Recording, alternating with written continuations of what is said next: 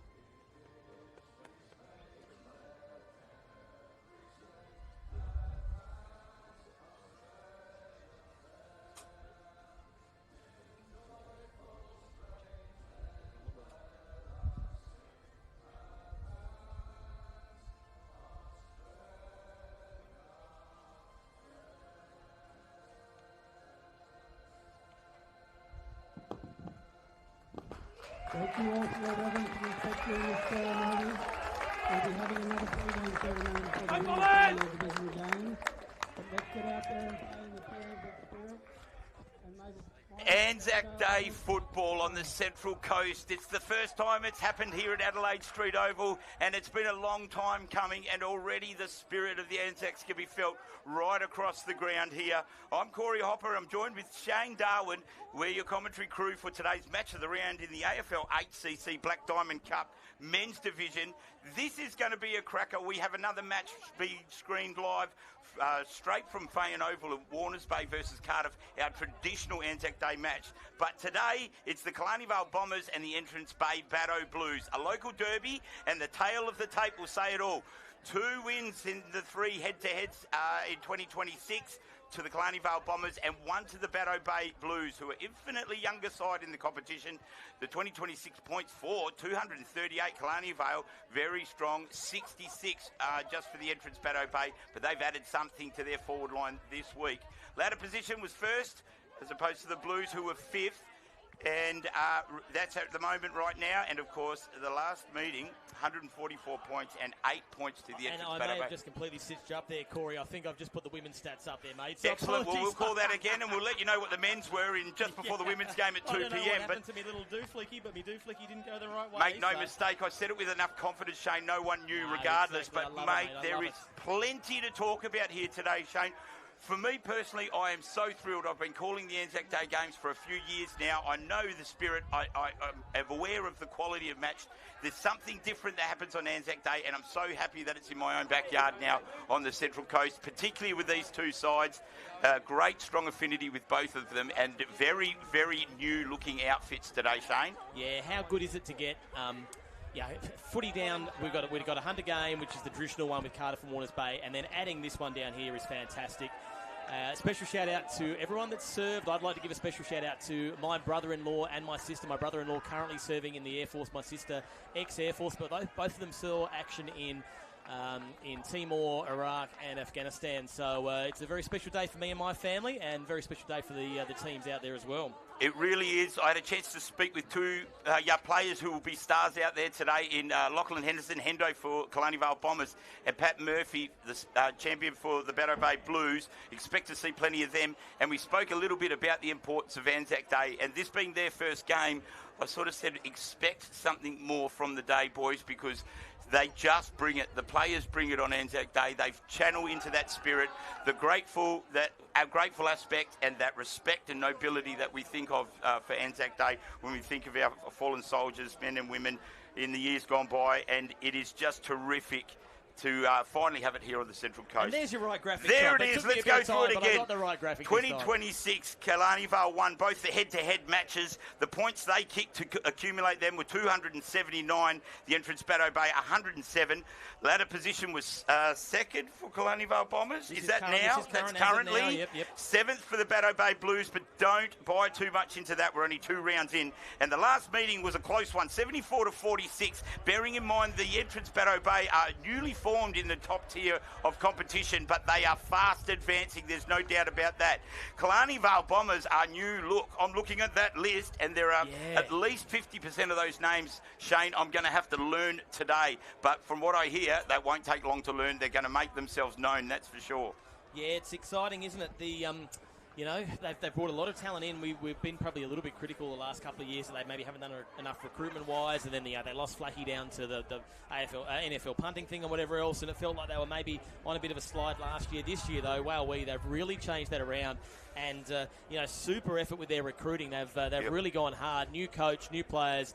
Going to be very exciting to see. We're not far away now. One to look for in particular, I've given him the brand of Santa goals because he kicked 11 last week. That's a double bag. On top of that, we've got Brandon Lloyd, the Spoon, a nickname that isn't big enough for the man. I'm going to go with the Pitchfork instead. And he has kicked 2 bags in 2 games so far, round 1 and 2. They are the spearheads for the Killarney Vale Bombers, so keep an eye out for them. For the Bateau Bay Blues, well, they are coming, there's no doubt about that. Adam Lyons, the veteran out the goal sneak with a shock of blonde hair, he'll be up and about today, no doubt about that. Max Atiwi, is he back in the side? I'm looking on that list. No, he'll be a massive absentee, but from them, I believe. I can't see him on the list. But that aside, they've recruited heavily as well, the entrance Bateau Bay. Tall timber all across the ground, and Kyle Lowther is the one I reckon look out for. He is physical, and he will play it very hard for Bateau today. They are off and racing, and it's a scramble to get hold of the ball. Killarney Vale get the first combination of clean possession, finishing with Mifsud. The veteran champion kicks it deep into the forward line for the Blues, trying to get the ball out now are the Blues, but they are under siege already inside their forward 50. No panic stations yet, as we have our first ball up for the game. And we see, well, guess from last night, and one of the champions of the entrance Bateau Bay just joining me. I might call him in to come and have a chat with me later on as we get back to the game quickly. Kick inside the forward 50 deep. It's Mahallam hand passes to his opposition in Lyons. He's a long way away from goal at the moment, playing a defensive role early. Combination of hand passes for the Bombers, landing in the hands of Nathan Smith, the returning premiership player. but they've actually done well here, the entrance Bateau Bay. Kicked it to a one-on-one of two Killarney Vale players there. They spoilt themselves in the air. Ball spilled out in the tackle, and a free kick. Penalty here. I'm seeing who it's going against. Going against the entrance Bateau Bay. Not exactly sure what for. Shane looked like it could have been an errant tackle. Yeah, I was a little bit lost on that one, and they didn't get the advantage of play on either there, the Bombers. They wanted to use that and switch it over. They're going to go back there again now anyway. Straight out wide, didn't they? And the big ruckman for the entrance Bateau Bay trying to take it off the 400 gamer there. That's Ben Gibbons trying to... Jeez, good bit of air work there. Yes, well, there he is early on. The Spoon Man, otherwise, well, let's call him the Pitchfork today because I think he's going to be even sharper than he has been in the last couple of weeks.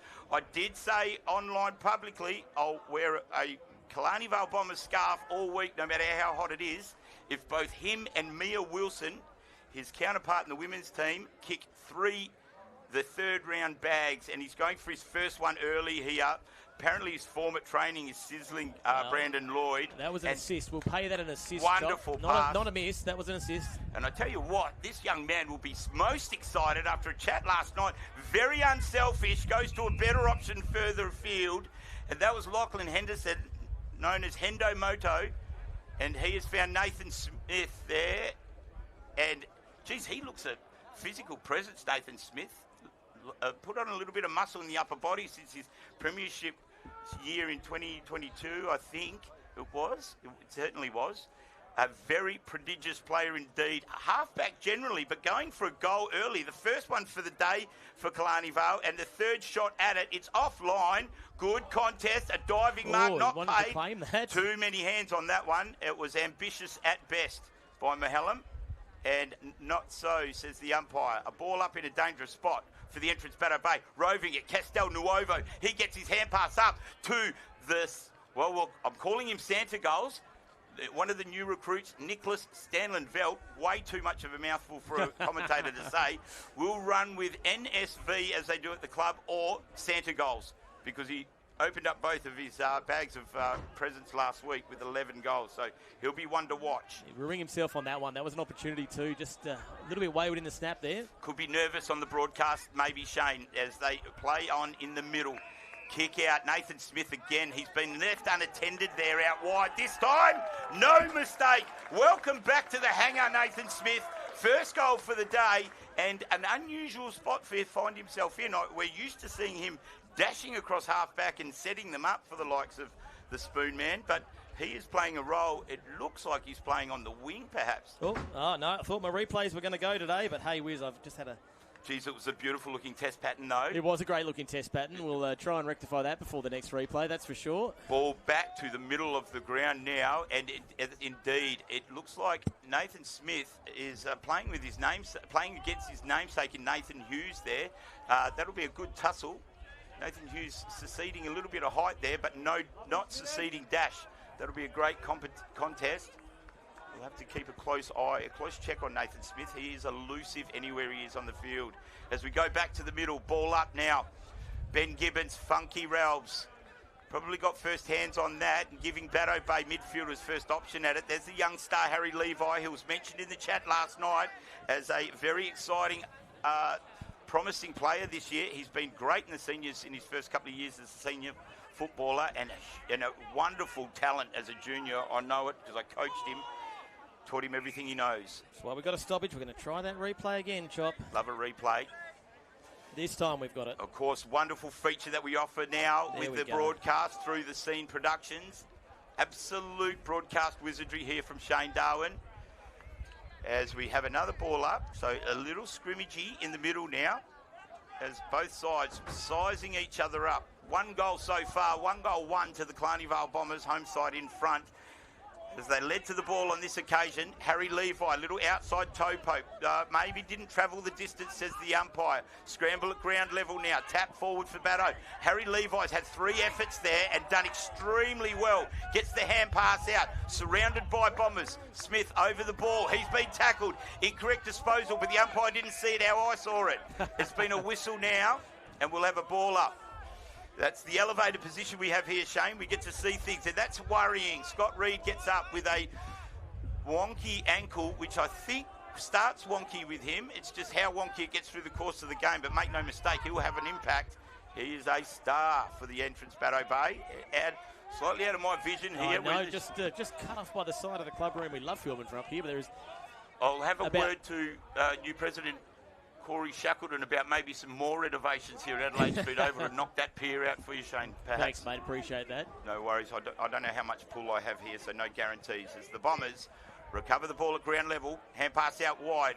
Good kick forward and a strong contested mark taken. Hand pass out to Ryan Arthur. Didn't recognise him with his new haircut, but he kicks to one of his best mates up there in Brandon Lloyd, and they are really serious this year. Ryan Arthur, without the mullet, I thought that was the source of most of his power. Yeah, likewise. Well, there was a few mullets, hasn't there been in previous years for the Bombers? Yep, there has been. They were known as... Do you think Ben Roberts came along and said, listen, if you're going to be playing serious, boys, I need those mullets gone? We'll have to ask Ben next time we speak to him. Yeah, well, we will. Looking forward to chatting with him too. Mulletney Vale, they were known as for a little while there, but not this year, as Brandon Lloyd sort of sprays his second shot at goal now. I know he's a little nervous. He stood me up last night. We had an online interview date and he didn't show. So I'm assuming he was just out goal-kicking practice instead, but that's okay. He can't have been doing a very good job at it, Chop. Well, I won't hold it against him. One complete miss and 1 point. Well, he won't want to let me down and not kick a bag today, because then we will have to have a re-look at the relationship. As we go back to the game now, Castel Nuovo, very good work, picks it up, plays on quickly, round on the left boot, and Mifsud rises well above his 5'2" stature and pulls that one down. Wheels around, kicks it to a dangerous spot now. Wildman from the Blues is great in front. Very good defensive player is Jason Wildman. He brings it down to the advantage of his side, but they are wrapped up in a tackle and we'll have a ball up. So great spot to be defensively there, Jason Wildman in front of, I think it was Mahallam he's playing on directly, as the Blues try and recover the loose ball. Exciting piece of play there by Brad Xavier, a new player for the Blues, and the high ball down towards the wing. Can the Blues resuscitate something here and get some forward movement? Chopped off by Killarney Vale, and the little topo kick is marked fortuitously, I would say, by private player. Number 20, we'll get a call on that player there. He's not on my team list, the only one. Number 20 from Killarney Vale, if anyone's listening, and can get us a chip in on that name. He might not want his name broadcast if he's private player. Okay, so private player he's known as. From here on in, as Nathan Smith has another shot at goal, puts it in the hot spot. They know the Spoon Man's running hot, so they're putting it there for him. Gathered well by Santa Goals. He wheels around and kicks a point. Touched on the line by Adam Lyons, who's normally at the other end doing that type of thing. But we are excited to see, otherwise St. Nick, otherwise we know him as, the patron saint of goals here at Killarney Vale this year. Prize recruit. Nathan Smith doing some damage from the wing in an offensive capacity. They might have to check the match up there because he's getting a lot of the ball and creating a lot of supply. As Xavier goes up, he's an exciting prospect, isn't he? Ball comes down now. Work to do for Bateau Bay, the entrance. They're chasing the ball down and loose. The shortest kick off the ground there, wasn't it? Josh Mifsud. Cheeky little soccer. How does he find himself loose? He's one of the ones you must watch. There's no doubt about that. But he is probably playing a refreshing role in the forward line as a small forward. Played his entire career as a midfield. And at the tail end, they've recruited enough for Mifsud to take some time in the forward line and maybe add some career goals to his long list of stats. He comes in 25 out, difficult angle, and he puts that right across the face. It's another point for Killarney Vale. They won't be loving the additional behinds, but they will be loving the control of the ball in their forward half. That's for sure. They are absolutely owning that aspect of the game as the long release kick goes. Bateau didn't read it well enough, and Killarney Vale taken the mark, chipping it straight back into their forward 50. It's gone over the boundary line this time, and we will have a rare throw-in. But at the moment, Bateau Bay might have to have a bit of a look at restructuring a few things. They aren't seeming to be able to push it too far past the centre line. It's not that they aren't capable. I just think maybe a few match-up changes could be beneficial, as Pat Murphy, the Black Diamond Cup's version of Captain America, just kicks it up to the wing.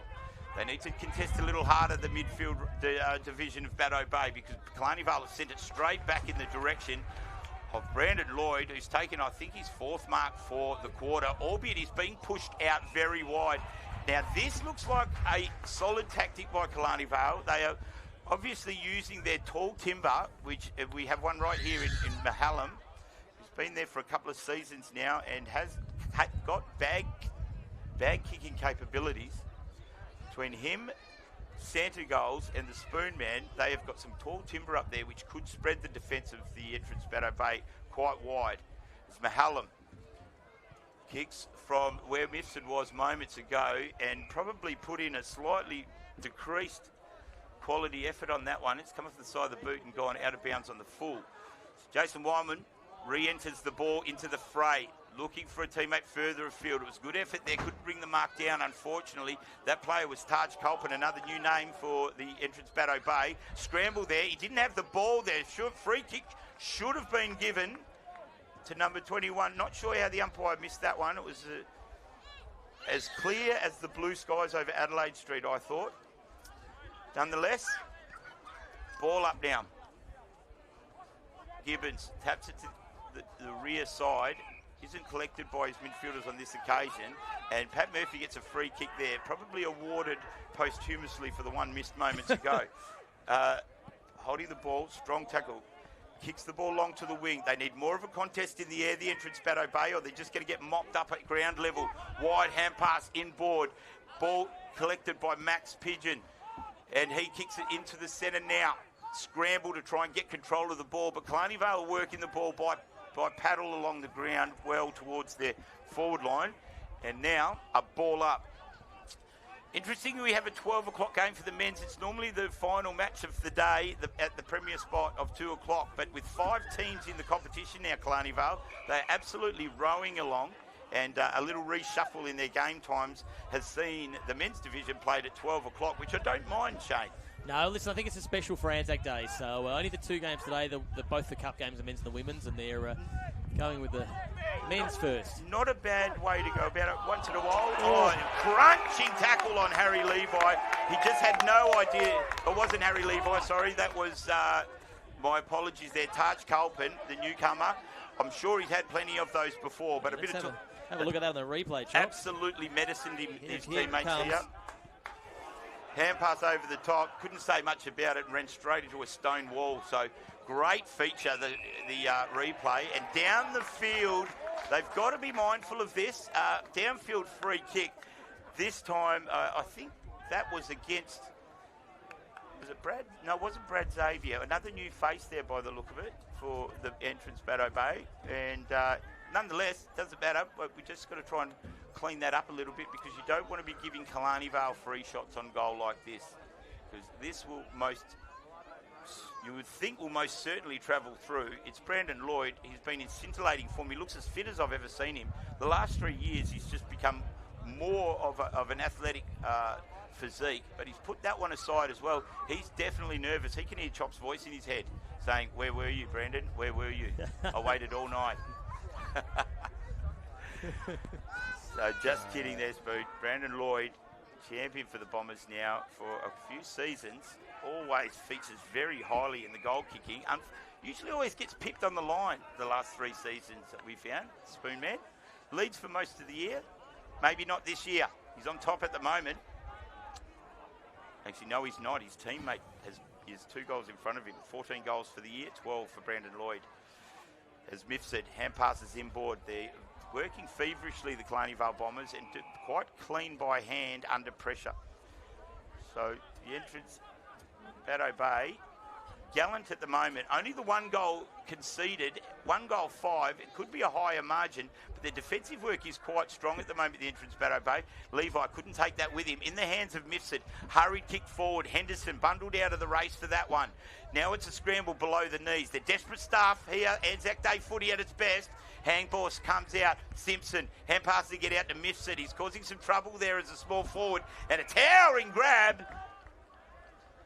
He's up and about, Brandon Lloyd, isn't he? He is. He's got a lot of... Well, he's got a lot of work and some really good marks, but only for 2 behinds, I think it is so far. 2 behinds, that's right. I think this would be up around his 6th possession or so. So he's menacing as the key forward there, looking for an option in board, which suggests he's either not selfish or not confident. I would suggest a little bit of both, perhaps, as he lines up most difficult angle, and he gets it! Of all the shots he's had so far today, that would have been the least percentage chance. But obviously, he realises I'm not angry at him. He takes it easy and puts it in straight through the middle for barely enough space to fit a ball through the middle on that occasion, but he gets it in the most stylish of fashions. Have a look at that mark again as well. Love to. Brandon Lloyd, the spoon man, the pitchfork. Absolutely, and as I talk about the super efforts there of Brandon Lloyd, we welcome one of the superest of all superstars at the Killarney Vale Bombers and incumbent president of the club, Corey Shackleton. Corey, I'll just get the handle on this bit of play in the middle and throw to you. As Castelnuovo has his kick smothered on that re-entry kick. Oh, he's still got the replay going on the screen. Sorry, Chop, I've got to get rid of that. That's all right, Hold mate. on 1 sec. I'll describe it as clearly as I can. High ball by the entrance, Bateau Bay, but there's only Bombers underneath it. 3 of them had a chook raffle, and it ended up with Brendan Lewis, the veteran, 400 games plus, and you do have that kind of ownership when you've played that many games. He kicks it towards the middle, looking for a teammate in Max Pigeon. He brings it down. A good tussle there, and it ends up in the hands of Scott Reed. So can he conjure something and get the Blues beyond the halfway mark? Dane Amity, a veteran for both of these clubs, kicks it long inside. First time they've entered their forward 50, but the defence of Killarney Vale are up to the task, and that's exited. Is that Brendan Lewis again? He's having an impact everywhere. And the mark this time taken. I can't see quite. Is that kid over the other side there? Mason Carter, thank you, Corey.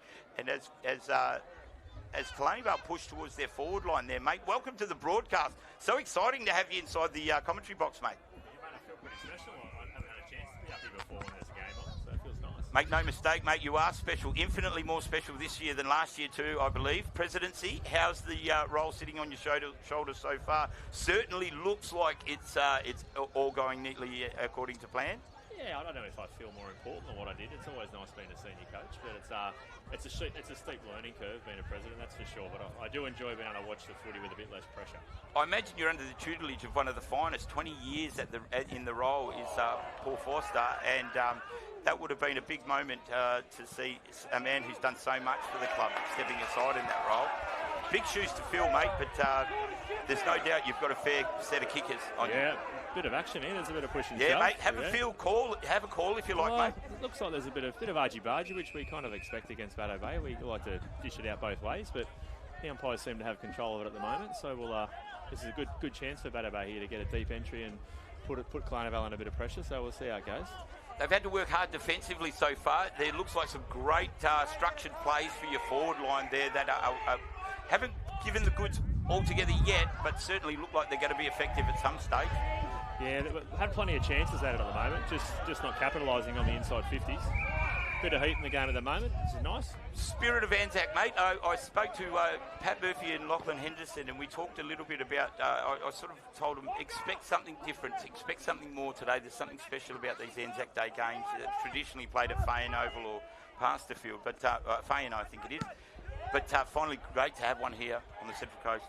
Yeah, it is. It's good to be able to get a bit of footy on Anzac Day on the coast, and hopefully this becomes a bit of a regular as we get ourselves out of the back line again, which is Brendan Lewis. He's been in everything so far. It's been great.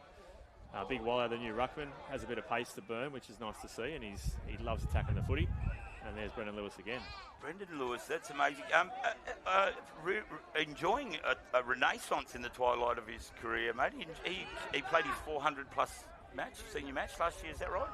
Yeah, he did. Yeah, he's played a lot of footy here. He's obviously a junior that's come through and a life member, and he just manages himself really well in terms of his fitness and his body. And this year, obviously with Robbo coming in as a new coach and Louis stepping in as a reserve grade coach, he's had that bit of a passion to, just try and own the game a little bit, and he really wants to just test himself, for another year or so and see how the body holds up. And so far, he's playing some fantastic footy, and he looks great. Evergreen, that's right. Great to see. So a wonderful standard bearer for the Bombers. But right now, it's Thomas Hook, young player, new face on the senior list for the entrance Bateau Bay, having the first shot score for the Blues, and it doesn't look too bad. He struck it neatly, got some great distance, but only the minor score on this occasion. But at least that donut has turned into a stroke now, so the entrance Bateau Bay off the mark now in terms of their scoring. We'll get a good look at the defensive lineup here of Killarney Vale Bombers. Certainly their forward line look like they have the goods. And this defensive line looks, well, I was just about to give him a rap there. Looks very good with that man back in it, Nathan Smith, but he put it out of bounds on that occasion. Commentary Mozza, they call it. Happens from time to time. Yeah, a bit of change in momentum here at the moment. There's repeat entries coming in, and there's the third inside 50 in a row for Bateau Bay, and they're just starting to mount a bit of pressure, which will be interesting to see how the Bombers can respond. Well, Nick Arney, a big recruit for them last year, and obviously doing very, very well for the Blues again now. He's got a shot 30 metres out, 45-degree angle, so definitely gettable for a cup standard footballer. He's hit it neatly. It looks like it's on its way. And it is. That's the first goal for the entrance Bateau Bay, and they would be absolutely thrilled. Very, very timely indeed. Keep themselves well and truly within grasp of the Killarney Vale Bombers in this first quarter.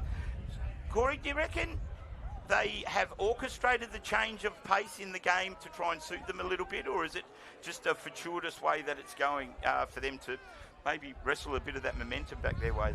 Well, I think they had their hands on the footy a fair bit. I think early it looked like they were just a little bit one-dimensional, along down the line a lot, and just kind of played into the defensive structures for Killarney Vale. So I think they've lowered the eyes a little bit, and they've had a bit of ball movement to get them inside 50, and they've been able to lock it up there, which has been great. The Bombers have struggled to get it out. So credit to them. If they can get the footy forward, they just struggle to come out of their back half. If they can get it inside 50, they actually look a little bit dangerous. Well, they look like they might do it again now through the powerful boot of Patrick Murphy. He virtually superhero power of that young man never ceases to amaze me. Ooh. But the defensive line are very good. Murph, as I say, I'm going to stop talking. I seem to moz these players when I speak well of them. Pat Murphy looked like he had a little injury there. Let's hope nothing too serious. A little push out of the back there, and that's good news for Jason Wildman, who's playing his defensive role very well, keeping that front position. Hand passes out to fellow veteran Adam Lyons. He has 3 bounces quickly. One's for the highlight reel, and a big bag of candy sold too. He'll love that. He'll have that on high rotation loop on the telly tonight as he kicks it towards the wing. Bouncing, picked up. Is that Lewis again? He's everywhere at the moment. Hand pass out wide. Repelling that attack of the Blues now are the Bombers. Castel Nuovo, long deep into the forward line. Looking for Brandon Lloyd. He's up and about. Up for about his 9th possession. Spins around, snaps, and touched right on the line by Jason Wiley Coyote Wildman. And he is playing quite a game down there defensively with all that tall timber. Brandon Lloyd looks just immense this year, Shaq. Yeah, he's kind of taken a real step up. It reminds me actually of his brother Daniel. Watched him come through. He got to that kind of early 20s age and then just matured a bit as a footballer and started to realise that with a bit of work rate and a bit of belief that they can really start to take a competition by the scruff of the neck. So yeah, I think he's going to be a real handful for everyone this year. He's taken that next step for sure. So at the risk of a bad pun, is there a chance that Killarney Vale might sell you, Lloyd, to AFL? Could we see another one make their way as a mature age recruit? He looks fantastic. Yeah, he's got all the weapons that you need. It's just finding that opportunity. But at the moment, Batteau's back up again. They're getting a bit more look at it. They are certainly holding their own at the moment, the entrance Bateau Bay Blues. Scott Reid will be thrilled with his team's first quarter performance so far. I think the Killarney Vale Bombers were much touted fancies to take this one comfortably, but this first quarter has been a great contest as Nathan Smith wheels around, and look at that. That is just so precise. Hits a target in the middle. They go out wide again. Bateau Bay contesting the one-on-ones much better this quarter, and they've turned what was 100% against them into a 50-50, and makes a coach smile, that's for sure. Long shadows on the... what is that? That's the eastern side here, isn't it? Doesn't matter. That's talk for off air. I'm joined with Corey Shackleton, champion player and now president of the Killarney Vale Bombers, in the commentary box with me and Shane today at a great day, Anzac Day. Shaq, excellent service at the start of the game. Have you put a bit of extra preparation into the lead up for Anzac Day? Yeah, I think as a club we have. You have a special day if it's a past players day or something like that. You put the effort in, but when you put your hand up for Anzac Day, you want to try and do it justice, and do it right. And there's a few hiccups and a few things we've already learned, with audio and those things, as you can imagine. Oh yeah, we're aware of that. We have visual as well. We have visual problems too. Yeah. So I think we would better serve for next year. But we've spoken a lot with Bateau Bay across this as, can we make this a regular fixture and, do a return leg next year and have it a passage road. And I think if we can, we'd love to. So, we'll take a lot out of this in terms of lessons learned. But at the moment, a lot of effort's gone into it to try and, like I said, do it justice. Well, mate, it seems seamless to me so far. Absolutely flawless day. The weather is brilliant. I'm glad you put an order in for that. It has to become a regular feature, mate. For anyone who's had the chance to enjoy the Anzac Day fixture, no matter where the teams are on the ladder, it's always just a wonderful experience. And to have a small ceremony prior to the matches just sets it off, and the players play with a different type of spirit. So let's hope, let's make sure that this becomes a regular feature for the Central Coast as well now, and we can match our corresponding region up there. I'd had another critical question for you, mate, and I'm going to ask you straight off the bat. Wonderful recruiting drive for Killarney Vale this year. I was looking at the list, and quite literally I've had to learn at least half the team just about, which is wonderful news. What's going on? We know it's an attractive place to come and play footy. Is there something more happening at the club to really give 2026 a crack and make amends for probably a couple of disappointing seasons, or just luck? Oh, it's probably a bit of both. We know football in this region, you need luck. You need luck to be successful, and I think we had a major coup when we were able to secure Ben Roberts as a coach. We really wanted to make sure we locked him in when we knew he'd come to the region, because we knew his credentials. He's got an amazing resume in terms of coaching and football experience, and we knew that given his contacts and what he'd done through Sydney football, that he'd be able to attract some players because people want to play for him. And, so to get him and know that some of these guys like Jackson Potter and Justin Allen, we've seen the Cheese, Alex Goodall. These are guys that have played over the journey with Robbo, and they respect him as a coach, and they're getting to that back end of their careers. But it's exactly what we need for our list. We lacked that depth last year. We lacked that experience just to take the games by the scruff of the neck and win the games that are there to be won. So it's kind of been luck in that sense, in that it was exactly the dynamic that we needed to our playing group. And as you know, when you get to a pre-season and you see new faces and there's 40, 50 blokes at training, everything just starts to grow. So once it's every club strives to achieve. It's so critical. They, a lot of players don't, whether they're serious about their pre-season or not, they don't realise actually just how important to a club having a successful numbers building pre-season is. So. Yeah, it just creates momentum, and like we see, momentum is powerful in the game of football, but it's important for a football club, to have momentum, and that drives things like Anzac Day matches, and it drives because as a club and as a board and the people behind the scenes get excited too, so you find more energy starts to get around things. So it's been really nice to come in that sense from an administrative perspective as a president, to have that energy and vibe behind you. So no doubt. I've been pretty blessed in that sense. Yeah, mate. Well, I'm not surprised. You're a wonderful standard bearer for football in the region, mate, and good things should flow to people like yourself. And I know from an outsider looking in, and I kind of feel like a semi-insider at times here at Adelaide Street, it certainly looks like a really exciting build-up to what's going to be a great year for you. And it's a great testament to the league in general when we see clubs making such great progress and inroads and welcoming more and increased participants. Five teams by Killarney Vale. I think it hasn't been achieved by many clubs. Newcastle City, obviously. I'm going to give a little note to the Gosford Football Club in 2021. They were able to do that, albeit for a very brief period of time. But 5 teams is certainly the goal that us in the league want to see, and for Killarney Vale to be fitting that bill right now is really good signs for what's happening here at Adelaide Street.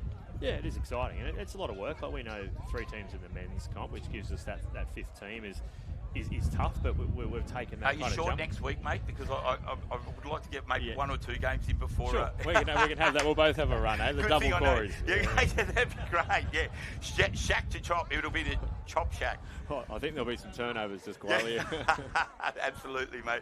No, wonderful stuff. It's an absolute pleasure having you in the commentary box with us, mate.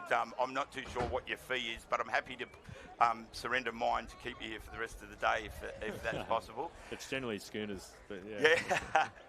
We've done a fair bit of talk about the Killarney Vale Football Club, and rightly so too, because they've put on a wonderful day here at Anzac Day as we get ready for quarter 2. Wow, I tell you what, my spirit has just gone through the roof after our recent chat, and we are underway. Quarter 2 here at Adelaide Street Oval. Killarney Vale Bombers and the entrance Bateau Bay playing a historic first Anzac Day match in what could be the pioneer of a new era of Anzac Day footy here on the Central Coast. And a shot on goal already been launched by the Killarney Vale Bombers forward department. It's almost a bit of a replay from last week, isn't it, Chop? With a lot of points being scored. We saw City do the same thing last week. They had a lot of points. And now we're seeing 2 goals, 7 here for Killarney Vale. I don't know about you, Shane, but if this continues, this trend, I'm going to start building a complex, wondering whether it's some kind of energy we're bringing into the stadium. Yeah. There's all these bags happening in the weeks we're not broadcasting, and then we get on the camera. Absolutely. We've got a bit of time before we have a little bit of time. Still got that magic yellow button we haven't pressed yet. Great mark there. Well, if we can't, between this guy here, Santa Goals, St. Nick, if we can't get a bag today between Brandon Lloyd, St. Nick, Logan Mahallam, and then there's firepower at the other end as well with the Bateau Bay Blues, then I don't know. I might have to think of a new profession. But right now, I'm going to call him in. The patron saint of goals for Killarney Vale, Nicholas Stanlin-Velt, a mouthful for any commentator, but a salivating one at that when he kicks like that. Straight through the middle. He's given Chop and Shane a great view of it, and he brings up the third major for the Killarney Vale Bombers and shows the local league supporters and all our broadcast viewers what he's all about. NSV, they call him, out there on Adelaide Street Oval. In here in the box, we call him Santa Goals. And he's opened his account for the day with a terrific mark, grab, set shot goal to extend the lead for the Killarney Vale Bombers early in the second quarter. What a great day for footy, Shane, wouldn't you say? Yeah, it is. It's light breeze just to keep a bit of the... Well, it actually is quite warm out there in the sun away. So beautiful light breeze, sunny day, no clouds. Perfect for Anzac Day. Yeah, certainly is. And Killarney Vale certainly think so as they enter their forward 50 again. Another mark and grab by their forwards. We'll see another set shot on goal. Well, Bateau Bay in the last 5 minutes of that first quarter really got a bit of... They wrestled the ascendancy back a bit, didn't they? But this first few minutes of this second quarter, Killarney Vale have just gone bang, bang, straight out the centre, straight to easy clearances into their forward line. Yeah, they sure have, Shane. And so critical, that quarter time address and what the teams do, especially when they carry momentum into that break. But Killarney Vale seem to have arrested the momentum that was squarely on the shoulders of Bateau Bay prior early on in this second quarter, as they did in the first quarter. And that kick was superb and puts his hand up. I'm going to count that as a goal celebration for sure. Killarney Vale Bombers with their fourth, and that strike was absolutely superb. It's one of the new faces for the Bombers. I'm just waiting for him to turn around so I can give him more further raps. But the Bombers scooting off early on in this second quarter. Was that it wasn't St. Nick, was it? Should have been able to tell. We'll get a read on that in a minute. Bear with us, folks. I think it might be. It looks different from over there. They say Santa Claus can do that. But they're now back in the middle, up to the Bateau. Question being asked to Bateau Bay. Probably carried a little long in the tackle. Could have been, but the umpire says no. Tough it up. As Nathan Hughes gets hold of it, little toe poke, clever under pressure. He's found Nick Arney further up the field. It's the entrance back. Oh, no, it's not. It's Dane Amity. How dare I? And Dane Amity pinpoints one to Scott Reed. And Scott Reed's preferred zone when he comes to set shots for goal. He's right in it. So a great response by the entrance Bateau Bay, just utilising the minimal space Killarney Vale was allowing them. And within a few quick kicks, they've got themselves a shot on goal to try and just slow up the horses a bit for the Bombers. Yeah, they need it. It went from 11-point margin to a 24-point margin in the space of a couple of minutes. So they need this one to keep in touch with Killarney Vale on the scoreboard. A gambling man would put money on Scott Reed from there as he takes his set shot, and he has put that straight through the middle. The former Collingwood star, and now reappointed coach of the senior side at the entrance Bateau Bay, puts himself on the list. He also is capable of kicking a bag, providing the supply is good. And as we just saw, it is very good from the entrance Bateau Bay. They are now 2 goals, 1-7, trailing 4-7-31. So a bit of work to do still for the entrance Bateau Bay, but they do like to finish quarters quickly. Great replay there. Another great feature from the Scene Productions live stream. You don't get that on your ordinary, everyday garden variety community football live stream. So thank you very much to all the hard work for the people at the Scene Productions, doing a wonderful job and covering our game beautifully in the way we want it. So we have another ball up in the middle. Good ruck contest there. Hard to say who won out entirely on it. Ball with Castel Nuovo. Quick hand pass further afield finds Pike. Now they're going forward again, the Bombers. But that ball will be too elusive for everybody. And it'll be a throw-in, I think. Wildman looks like he was Yeah, no, it isn't throwing. Yeah, I thought he was going to try another. There's no lasso rule in the 50. No, so inside I the don't know whether 50. he's getting himself confused. I was. No. We don't rodeo inside the 50-metre arc. So big throw in here. Dangerous spot for the Bateau Bay Blues. Ball goes to ground. Great pick up at ground level there by the Bombers. But we've got someone at home and it'll be one Lyons. Adam Lyons does well with that bright shock of blonde hair. Can't miss him. Playing a uncustomary defensive role for him late in his career. But great to see him still being such an important part of their cup side. Amity in a battle there with a much taller opponent, Jaden Banfield. The Bombers win out in the end. They send it back into their forward. Unrealistic attempt, really. Should have been a free kick against. Umpire gives benefit of the doubt here. And the defensive work of the Bateau Bay Blues, they combine to get the ball out. Kyle Lowther. This will be a rodeo. Yeah. Kyle Lowther, good to see him back out on the field. He's such a physical presence and can menace opposition sides, that's for sure. He looked like he was raring to go too when I saw him before the game.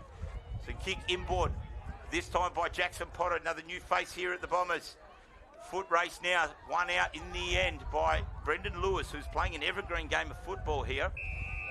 Crosses the field, mark taken. Bombers still in control of the ball. Deep in their defensive line, they're going to go straight down the line towards the wing here, inside the shadow. Scott Reed takes the ball from the Bombers. Hand pass out, he finds Xavier, I like his pace, shrugs a couple of tackles, sends it forward. There's a big fly at the back there, and no mark taken. And that was a great effort by the Blues. They're showing some exciting signs. Now the kick inboard, Ryan Arthur, the barely recognisable Ryan Arthur, mullet free. And Fancy goes across the back half of the Bombers' defensive line. They found Wallace. Big raps on that man. High down the line. Wildman gets a fist to it, but it's gathered by the Bombers at ground level. Mahallam, the Logan variety, lopes in on the left boot, but it finds the boundary line before anything. And that must have been Santa Goals who got his second before. It was.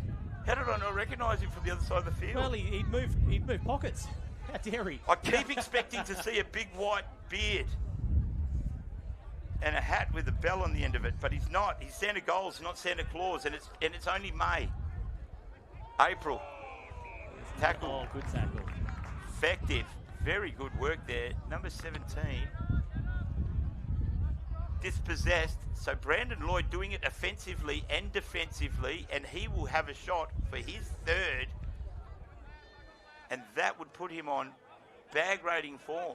Have a look at both of these jumpers too. The poppies on the Killarney Vale and the lone soldier on the scene of the Bateau Bay outfits. We'll get a close up on them a bit later. We'll have a chat about that after this goal, Shane, for sure. As Brandon Lloyd comes in, preferred area, straight through the middle. That's 3 goals. It is a shootout between Santa Goals and the Spoon Man.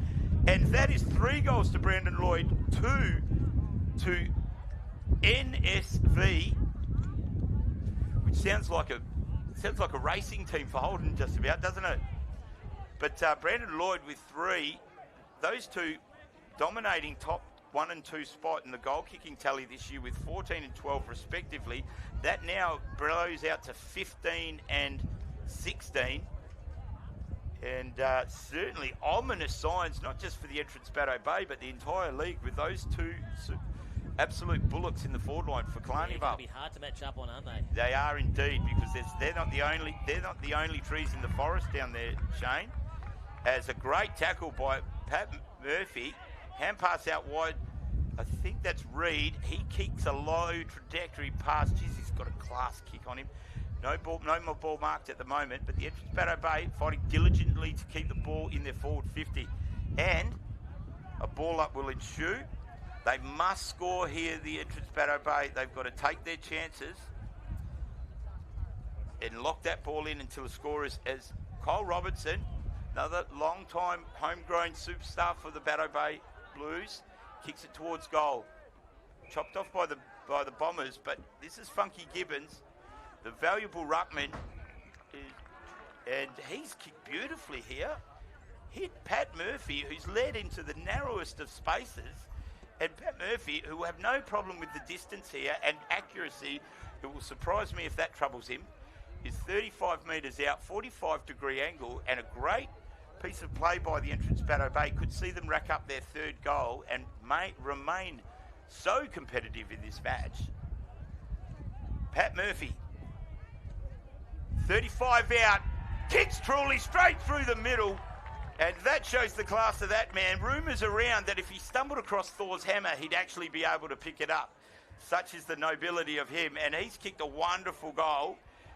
And the entrance Bateau Bay, beyond hopes being alive, they are well and truly in this match. They haven't had as much of the ball as Killarney Vale, but they've used it really well when they have had it, haven't they? They've been really efficient moving into that forward line. What would be making Scott Reid very pleased is that their efficiency and their effectiveness when they go into their forward 50 has eclipsed the Bombers in that respect.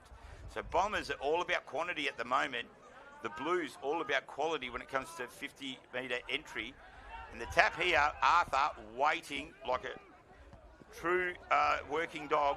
Scoops around, picks that up. Henderson can't pick it up cleanly. He's being menaced here by Adam Lyons, who keeps him honest. Kick, tapped off the boot, up high, in the hands. And St. Nick, well, he missed the chimney then. He kicks it out. He's asking, pleading for some kind of assistance there. But, mate, you're against Kyle Lawther, and he will keep you as honest as the day is long. It'll be a physical day for Santa now, but as the ball kicked towards the wing. Smith recovers well, looking for Simpson, can't get him. Pat Murphy picks up the ball. His hand pass is a little elusive for Lyons, who put himself in a good spot. And he's kicked it. This will be for a behind this time. Far out, that's some skill right there. Turns on a dime, and NSV has kicked a behind when every other mortal man probably would have hit the swings. Jason Wildman now having a great game for the Blues. Finds Murphy, threads the needle and hits him neatly. Looking for Harry Levi. Murph decides against it with opposition bearing down on him. Goes back to Wildman. They're maintaining possession here. This is pleasing to see. The Blues have clearly improved from last season, maintaining possession of the ball with their 20s and 30s. Been chopped off now, though, on the wing and coming in fast. Mind you, this is without the star Max Atiwi, the last year's Best of Fairest and Rising Star winner. And he's out again with a knee injury today. So the Blues definitely covering there with some depth. Fortunately, Scott Reid loses his footing at the last minute there. Not penalised, though, on this occasion. And tells Ryan Arthur he likes his new haircut. Great sportsmanship. Reid plucks it out of the ruck. He does that so well. Long kick, straight down the line. Looking for Noah Matthews, a young star for the Blues. He can't get it. He's mobbed by two Bombers. It's Convey on this occasion. Gets it to... I'm not sure he took the kick on that occasion, but it's landed in the hands of another Bomber further afield. Kick inboard, ineffective. It actually scoots past every player there. Cameron Wary, long rangy arms there. It beats him too. Castel Nuovo can't get hold of it. It must be changing shape, the ball there, because no one can get a clean grasp on it. It is heading the way of the Bombers, though. And now the kick taken by the Killarney Vale. Great goal. What happened? What actually happened then? I just about missed it. Was it kicked off the air, out of the air? And was that NSV who kicked that one? Was it Santa Goals? Let's have a look at the replay. Hold on, we're just rebooting the replay system. Lucky we have a replay. Well, yeah, we're not. We may not get the replay yet, Chop. Let's stand by. Sometimes the game moves too fast, even for the eagle eyes of one four-quarter Chop. And we'll get back to the details on that goal. But all you need to know for now is it was a great goal that went to Killarney Vale, which gives them a 6-8-44 to 3-1-19 edge as we head towards half-time in what's been a great contest between these two sides and what will be probably an ongoing derby on Anzac Day for the Central Coast, and we're pleased to hear about that. Tap now, Levi can't take it cleanly. Woodroo missing that one from the wing. Arthur emerges with it, experience there from the midfielder. Hand pass out wide, ball goes up high. Wildman gets a fist to it, goes backwards. It's going to be a contest here now. The Blues have got to be on their mettle. Great hand pass, tunnels it through. Henderson loses his footing, puts a hand pass up. Wildman just trying to grab hold of it. Sends a high one. Xavier running back with the flow. Courageous mark. We love that. He's a find for the Blues, isn't he? Xavier, the X factor, kicks wide, finds Levi.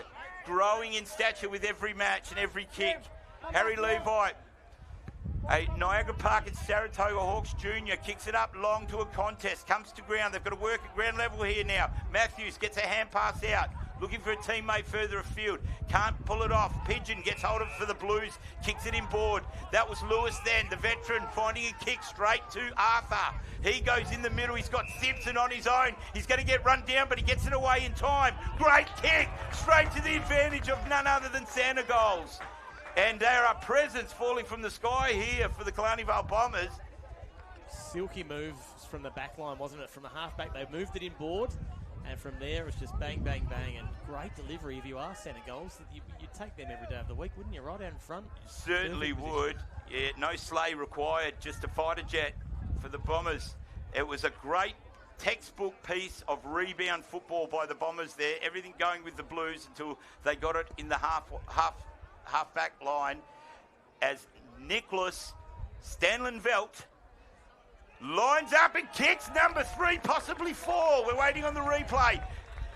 Wonderful kick. Sorry, Shane, I didn't mean to hurry you along there, but wonderful work. Geez, we like him. It's not even half-time. If he's kicked 4 and we get a bag by half-time, well, Chop might not be able to see out the day. Wonderful kick. That's the 7th goal for Killarney Vale. And if my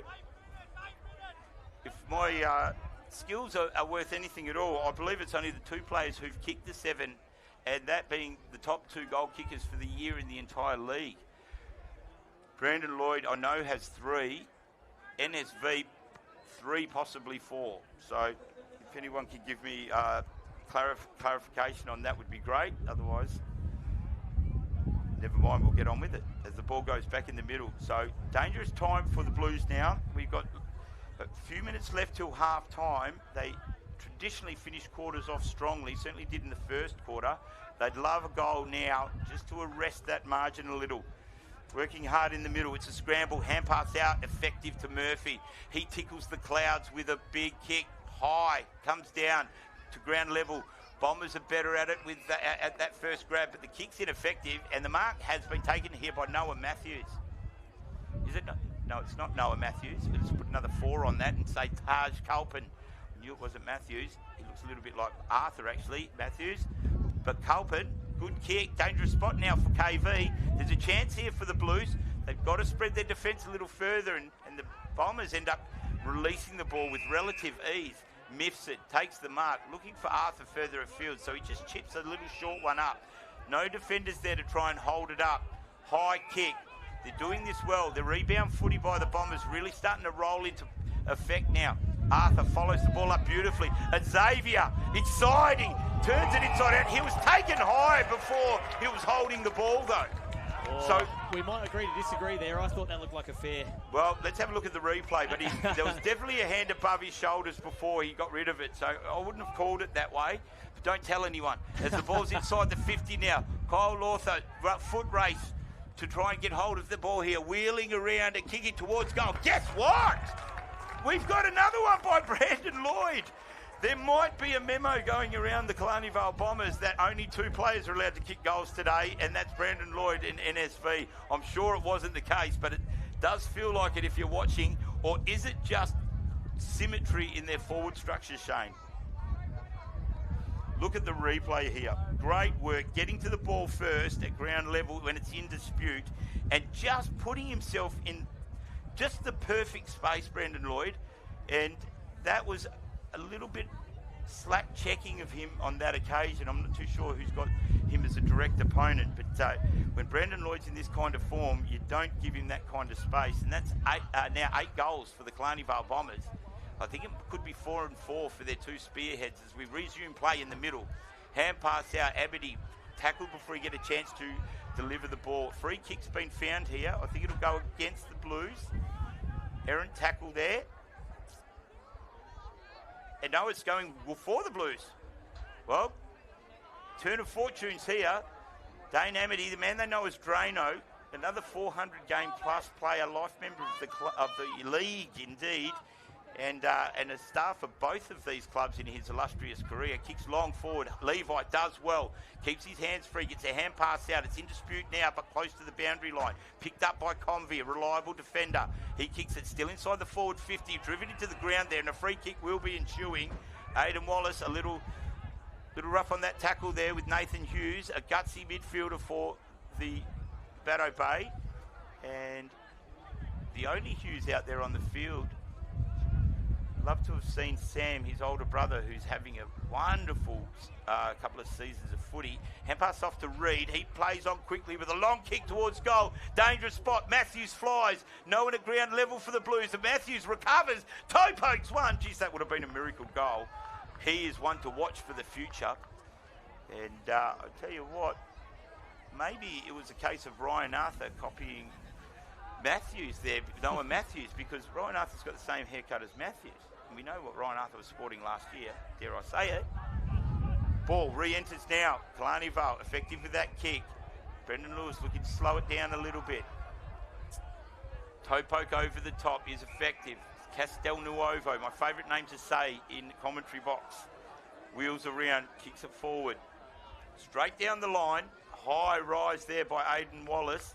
Can't bring it down. At ground level, the Blues are there. And Nathan Hughes has picked up another kick. And Aidan Wallace getting a little frustrated with Nathan Hughes there. Always love to see the big man lose it a little at the little man.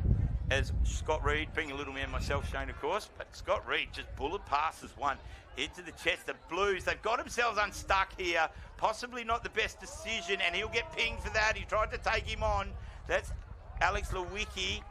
Probably tried to do a bit much. Got rid of it just in time. Brendan Lewis asking the question. Probably, is it raining later today? Well, I hope not. And we'll say no. And Lewicki looks like he's hurt down there. He just tried to do a bit much. Possibly would have been worthwhile going back to take the kick on that occasion. But young player, he'll gain from that, no doubt. I like his hair. High ball now. This time by touch, Colpin. But he's put it out of bounds on the full. So all of that work undone in the end by the pressure defence of the Killarney Vale Bombers. They've got players free and just casual as you like, move it across the face. Mark taken by Pigeon. He's going to look to play on. 50-metre penalty, yep. I think that went against Drano. He must have come back on the mark on time and just with true discipline, Drano's taken himself off for a rest. For that indiscretion, kick forward inside the 50 now. Here's Henderson. He'd be wanting a goal by about now and says, I'll take one, thank you very much. Lachlan Henderson having a great season so far. He sandwiched 3 goals in between the big tallies of the Spearheads last week, and he gets his first, and not about time too either, because the Spearheads are hogging everything. And Hendo Moto kicks his first for the day and will not be his last. Was so pleased to talk to him last night and hear how prepared and in what good shape he is in leading into the 2026 season, and just how tough it is to get a spot in the Killarney Vale Bombers lineup at the moment. Well, they've addressed their accuracy issues this quarter, haven't they, Killarney Vale? They were, 2-7 at one stage. Now they're 9-8, so they've really addressed that, and they're looking strong on that scoreboard. Yeah, I think we're starting to see them roll into where they want to be this season, the Bombers. They have structures top and bottom of the field undone this time, and that's a great pick-up. That was Cameron Wary on that occasion. He wheels around on the right boot. Great tackle by Harry Levi. What a second effort. Was there a free kick given to that, or advantage paid? If the umpire didn't pay a free kick there, he's looking the wrong direction. That was a great second effort by Levi, and now the Blues an opportunity. So it could have been taken a little high there, I think, Matthews, but... Gee whiz, the boys are getting into it too. There's only 15 seconds left, but they're going to wrestle these 15 seconds, I reckon. Noah Matthews is a very much highly touted youngster for the Blues, and they will do what they can to protect him. And it's good to see a bit of remonstration. There's nothing wrong with it when you feel like your teammate's been harshly dealt with, especially when you're playing.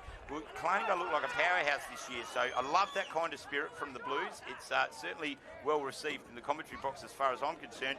But half-time has seen the home side, Killarney Vale, showing true to what the predictions were early on in the season and rolling into some classy form. 9-8-62. They're leading crosstown rivals, the entrance Bateau Bay, 3-2-20.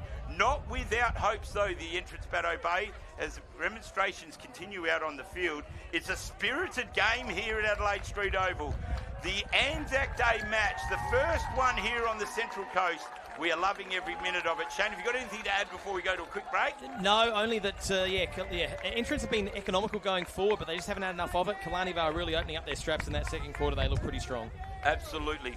Let's take that break. We'll take a half-time break. Thank you for joining us. We'll see you for the second half of this monster Anzac Day clash at Adelaide Street Oval.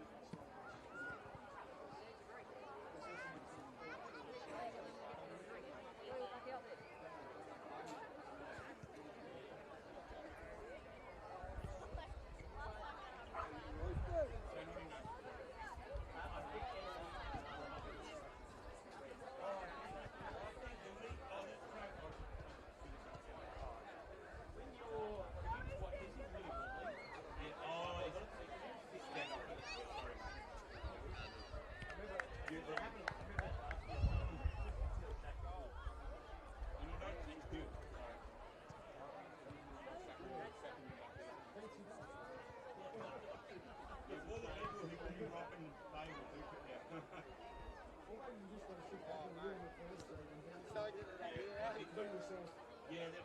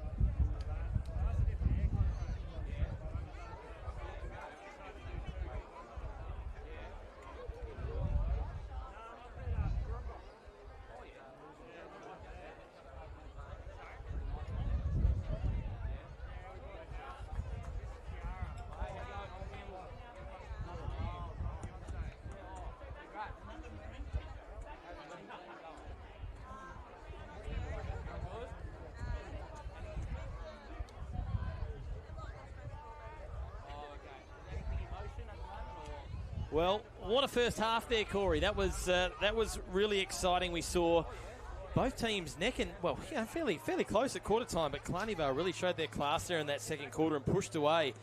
I needed a break and a drink after that.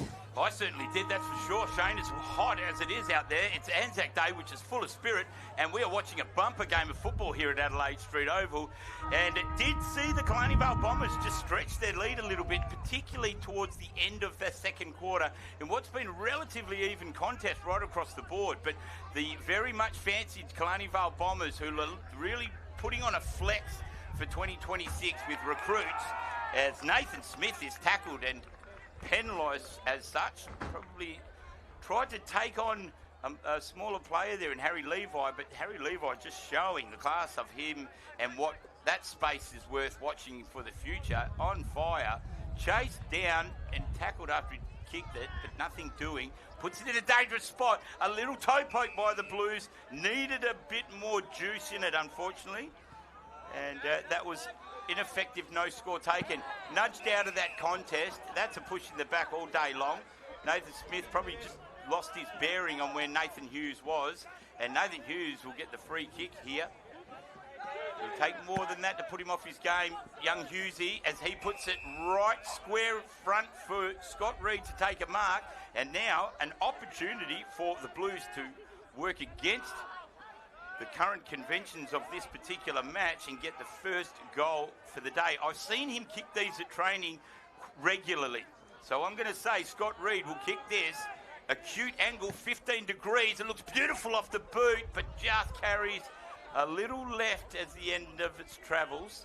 A little bit like my golf swing off of tee shot. My golf shots don't go that far. Neither do mine. I just meant the direction of it at the end. But mine's a little more significant curve to the right than that. I think they call that a slice. I think I've got a hook and a slice on that bad. And you just don't know which every one. now and then they both happen at the same time and it goes down the middle. Yeah, neither one's reliable enough to compensate for it, I'll bet. As the Bombers bring it back in. Quick return to play. Big kick by Jackson Potter. And it's outside the defensive 50 for the Bombers. It's a scramble below the knees and a pylon in shoes. We'll have a ball up. Still in the forward half for the Blues. They would absolutely love a goal early on in this second half, no doubt. So at ground level again, he'll want to get it out here. Umpire blows the whistle. And Shane, we'll go back to a point you made earlier. The Anzac Day jumpers that have come in for the Bateau Bay Blues, just a wonderful design. And one of the green trees behind that, famous name at the entrance, Bateau Bay. What a tackle! Who tackled who? I think it was Matthews. 4 and 4. On Arthur. Yep. It was. And, they look identical. You do, from you're here. right about the haircuts. Yeah, they absolutely could identical. be brothers. Do you reckon they got the same barber? I reckon they might. They might do. But terrific work. So Noah Matthews showing glimpses of Ryan Arthur in the way he ran Ryan Arthur down there. That is something we've seen King Arthur do a number of times. So throw in now, kick. Not the worst result for the Blues in the end. We've got a throw in as Ben Gibbons, been a champion for 4 seasons at the entrance Bateau Bay now. He comes in, taps it back, looking for Matthews behind him. He receives it back. He's tackled without it. Should have been awarded a free kick. Wasn't. And now the Bombers tearing away. Aidan Wallace, have you ever seen a ruckman move like that? Wow. 2 bounces and then a right foot toe poke. Oh, deserved the goal. Certainly deserved the goal. And I tell you what, sneaky Adam Miller, pay attention. We might have a new super mobile ruckman in the competition. How was that? Challenging for your top spot. Could have been a Belmont 16's goal of the day there, contender, if he'd slot that one through. It was exciting to watch. I think he forgot he had teammates halfway through that run. As Ryan Arthur takes the mark, it's a good pressure offensive mark, but his kick not as good as the mark, and it's been bundled out of the dangerous position. Good mark by the Blues. Wheeling around, thumping, kicked in a dangerous spot. Scott Reid has it all. He almost had a dog leg. It's got a bit of everything this game. I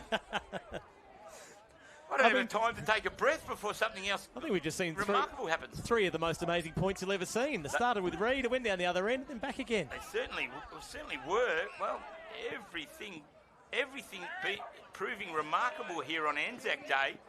Levi spoils the party for the defence of the Bombers, but luckily they've got a few more invitees to come along. Ball now in the hands of Goodall, and he kicks the ball to Arthur. Rudimentary kick into the middle. Arthur places one in a great position for Brendan Lewis, who's having an absolute day out. His kick is plumb to Anderson, who keeps his feet and could win out against two here. He'll have to move the ball on now, and does hurriedly. Gets chopped off by Wary. He wheels around on his left boot. He's got Noah Matthews out in a paddock. The young star got plenty of time to make a decision here. Plucks the ball up. Should have been taken in the mark. Luckily, the second effort is effective. Kicked further by Lewicki. That was good work. It's in the Blues forward 50 again. But they need to work harder in that position. They've coughed it up and it's out. And here goes that man again. Aidan Wallace. One bag of candy. Two bounces. A hand pass. Will he receive it back again? He is a gazelle, that bloke. And just moving the ball beautifully. He's done it single-handedly, gone coast to coast for the Bombers, as Santa Goals chimes in at the end and opens up his sack one more time with another goal. Is that a bag, Shane? I'm we not sure. need confirmation. Maybe the timekeeper's next door. As we look at the replay here, look at this coming down the wing here, Chop. This was outstanding. Oh, going down, he says, as he's...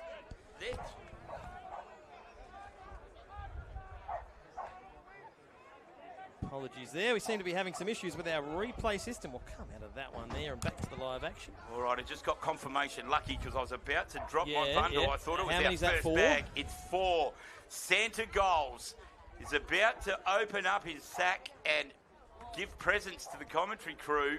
4 goals, just chiming in beautifully on the end of that great solo mission by Aidan Wallace. What a couple of stellar finds they've got there. They are ripping the game open at the moment. And again, I do feel for the luckless Blues. They're working so diligently to give themselves forward entry and opportunity. There's just a couple of players out there that are marking the difference between the two sides, I think, as Lewis racks up probably his 20th possession for the game so far today. Whatever supplements he's on, I want some, because he looks as good as we've ever seen him. Brendan Lewis, great kick there. Mark taken. I think that was Callum Ranger. I haven't caught his name today. It's great to see him back in the group. Callum Ranger. Blues now chopped it off at half back. They've got runners. Hughes has to get it on the toe really quickly. Semi looking for the boundary. Semi hoping to get it to the advantage of his teammates. Ball still in play. Wrested control of it was Ryan Arthur. Puts it up high and hurriedly, and the mark then ended up being taken. I think that was Thomas Hook. He kicks it high and long. Ball brought down to ground. The Blues are there in the hands of Xavier. The speedster gets one away. He puts it in the right spot for the Blues. They've got it in their hand again now. A quick snap. They need a contest here. Didn't get it. And right on the last line of defence, the Bombers have taken control of it again. And I think that was Lewis saving the day. Going down the far wing now, just letting themselves down at the last minute. The Blues, they're doing everything right except getting it through the big sticks. Could have had a couple of goals this quarter already. Long, straight down the line. Still pleasing signs for the new side in Cup, and they are certainly advancing in the right direction, that's for sure. As a scramble ensues, half back for the entrance Bateau Bay Blues. Great turn there, spinning on a dime. Hand pass out to Brandon Lloyd, who may as well be having a leisurely walk in a park. He was that far on his own. Yeah, but he's missed everything again. Yeah, I think we're finding that Brandon Lloyd performs better under pressure. give him a tight angle or 6 players hanging onto his jumper, and he'll kick it from 60 out. But let him lope around on his own, and I don't know, it has too much to think about. So now, waiting for the ball to come back in from a throw-in. In the hands of Lloyd, there it is, that's how he kicks him! Under pressure! I think he had 2 players hanging off his jumper on that occasion, so it proves my theory correct. It does, you might have something about that. 1 step and a kick under pressure in amongst traffic, and Brandon Lloyd nails it. As our at times finicky replay says not now, Shane. It definitely was saying that. It definitely was, wasn't it? It's like the entrance Bateau Bay Blues, Shane.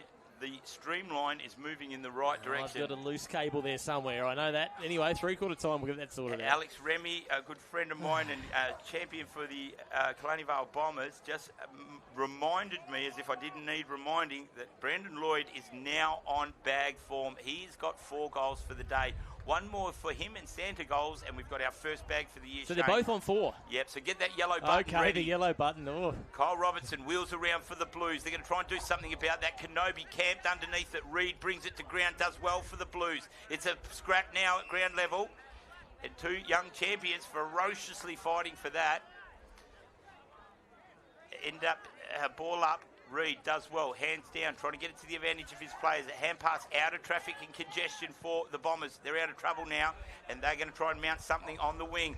Henderson, where he belongs, on the wing, takes a great diving mark.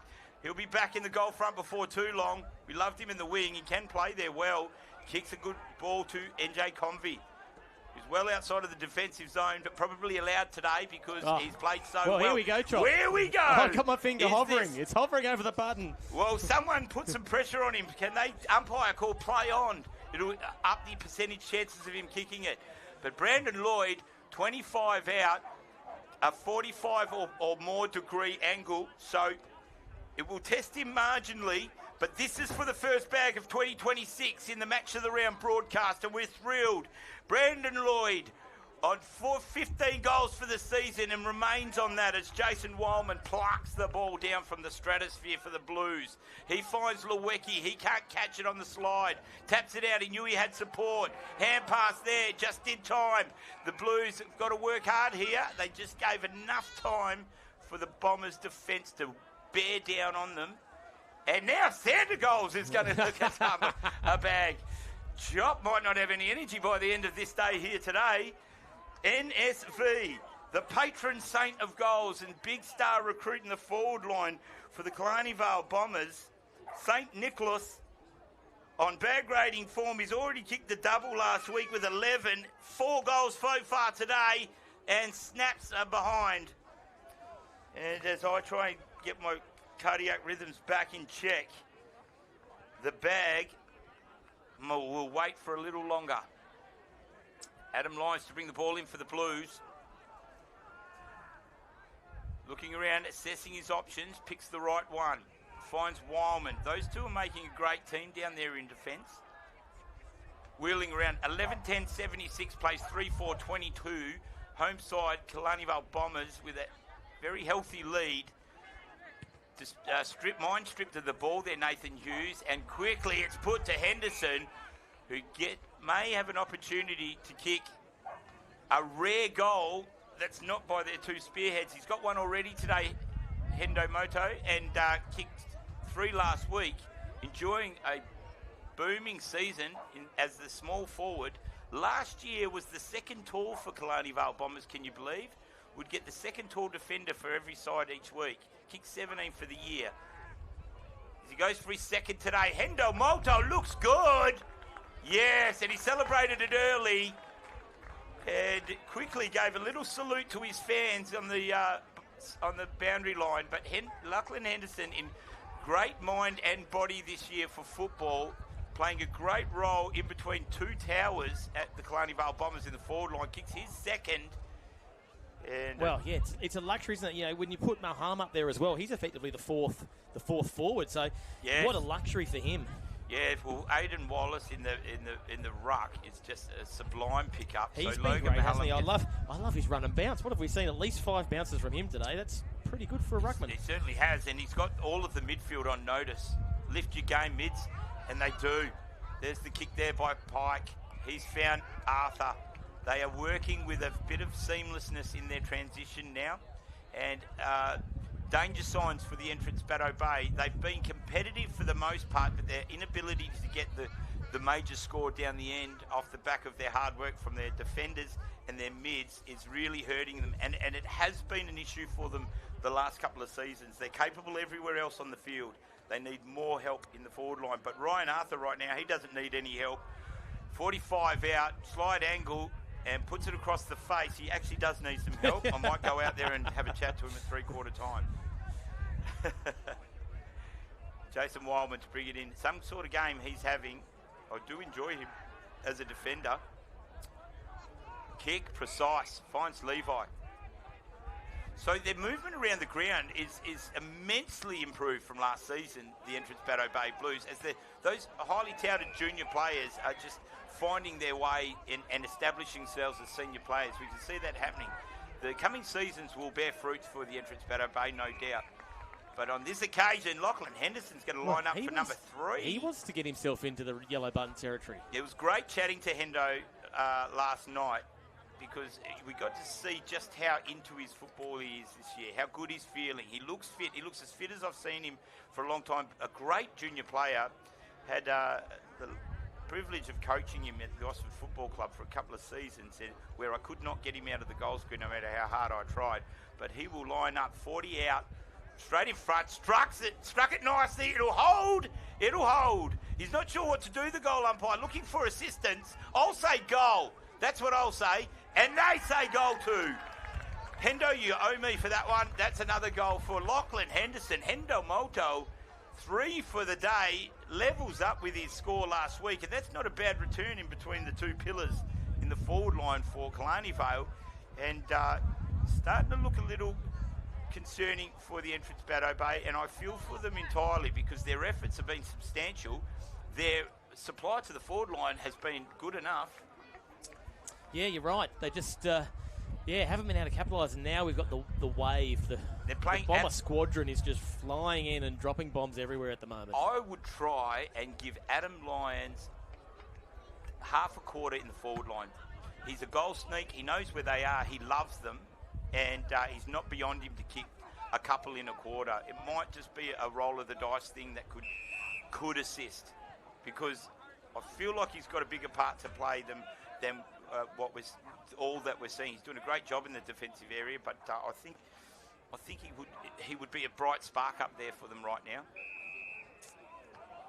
As free kick now going to play on, says the umpire. Advantage has been paid. Far side of the ground now. Wildman on Mahallam. This does interrupt that hand pass, and the ball finds its way to the boundary line. So creates a 50-50 for himself there, Wildman. In fact, he gets a kick. Yep. Yeah, we got a rodeo, boys. Jason Wildman collects a steer. Goes inboard, finds Robinson. He's had a solid day today, Robbo. Looking around for an option. Plays on, runs his mark. Long, straight down the line on the wing. They've got no players there, though. They need more gathering underneath it. And the Bombers through Lewis and then through Banfield will rebound quite quickly. In the hands now of Potter. Hand pass up. They just keep running the Bombers. Arthur to Spoonman. This could be it. I'm going to count my chickens, ladies and gentlemen. Say Spoonman is about to kick a bag and Chop is about to fizz up. 20 metres out. Slight angle. This is rudimentary for Brandon Lloyd to kick 5 for the day. His 3rd bag in a row. He kicked one in round 1. He kicked one in round 2. He's about to kick one in round 3. Setting himself up. He manages it straight through. There's a bag for Brandon Lloyd. 3 bags in a row. We've never seen that before. Bar, black sheep as the fireworks come out. The yellow button's been pressed. And it's bagalicious here in the commentary box. Well done, Brandon Lloyd. You're on fire. We're loving your work so far. Oh, I'm going to go have a lie down. Well, I'm glad I got to see those fireworks drop. I've been hanging on to them for a few weeks now, and I was getting a little bit nervous we weren't going to see them. Shane, that was wonderful. We might get some more yet. We might get some more. It's the extra attention to detail, I tell you, that makes Scene Productions the finest streaming service of local footy in the land. And I love those fireworks. That is exactly what a bag should get.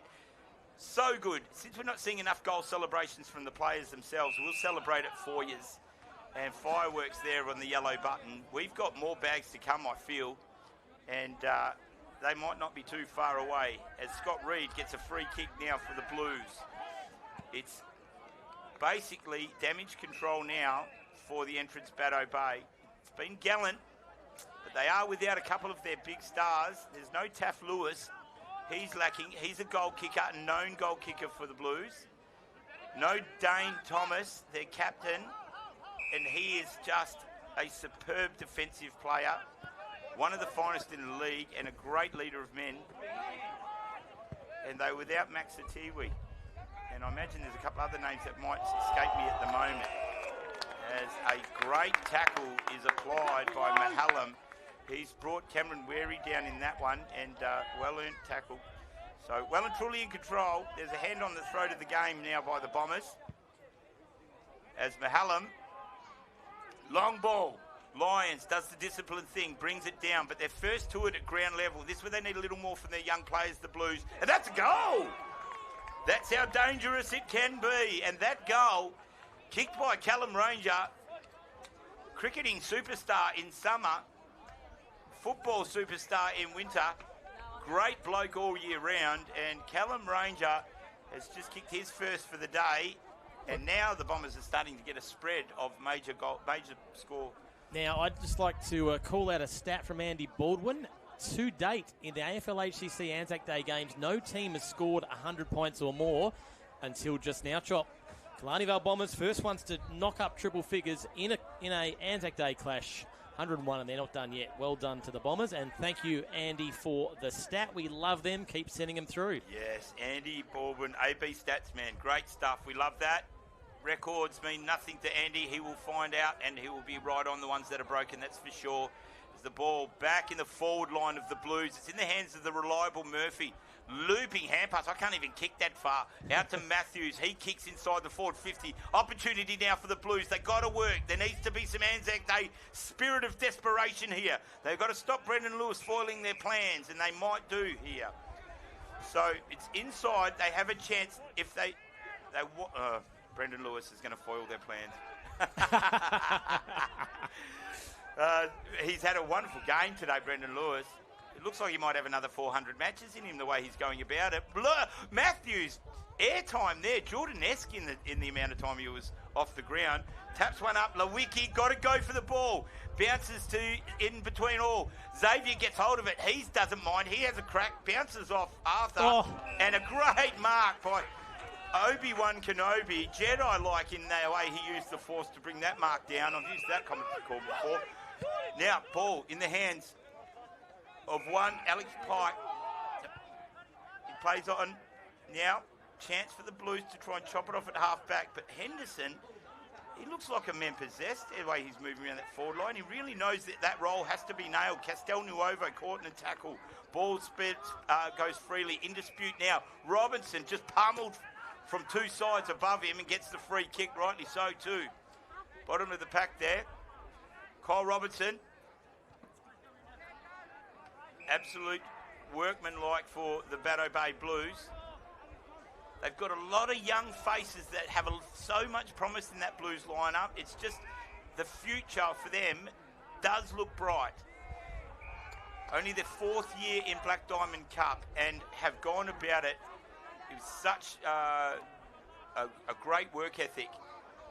But right now, Logan Mahallam drawing an already parched football on his jumper. He will line up. I think this is his second one for today. So everyone's chiming in the goal party at the moment.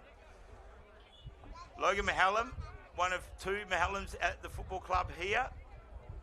Brother Hayden watching from the sidelines. Logan strikes neatly on that reliable left foot. I think he's just missed this one. Looked pretty good.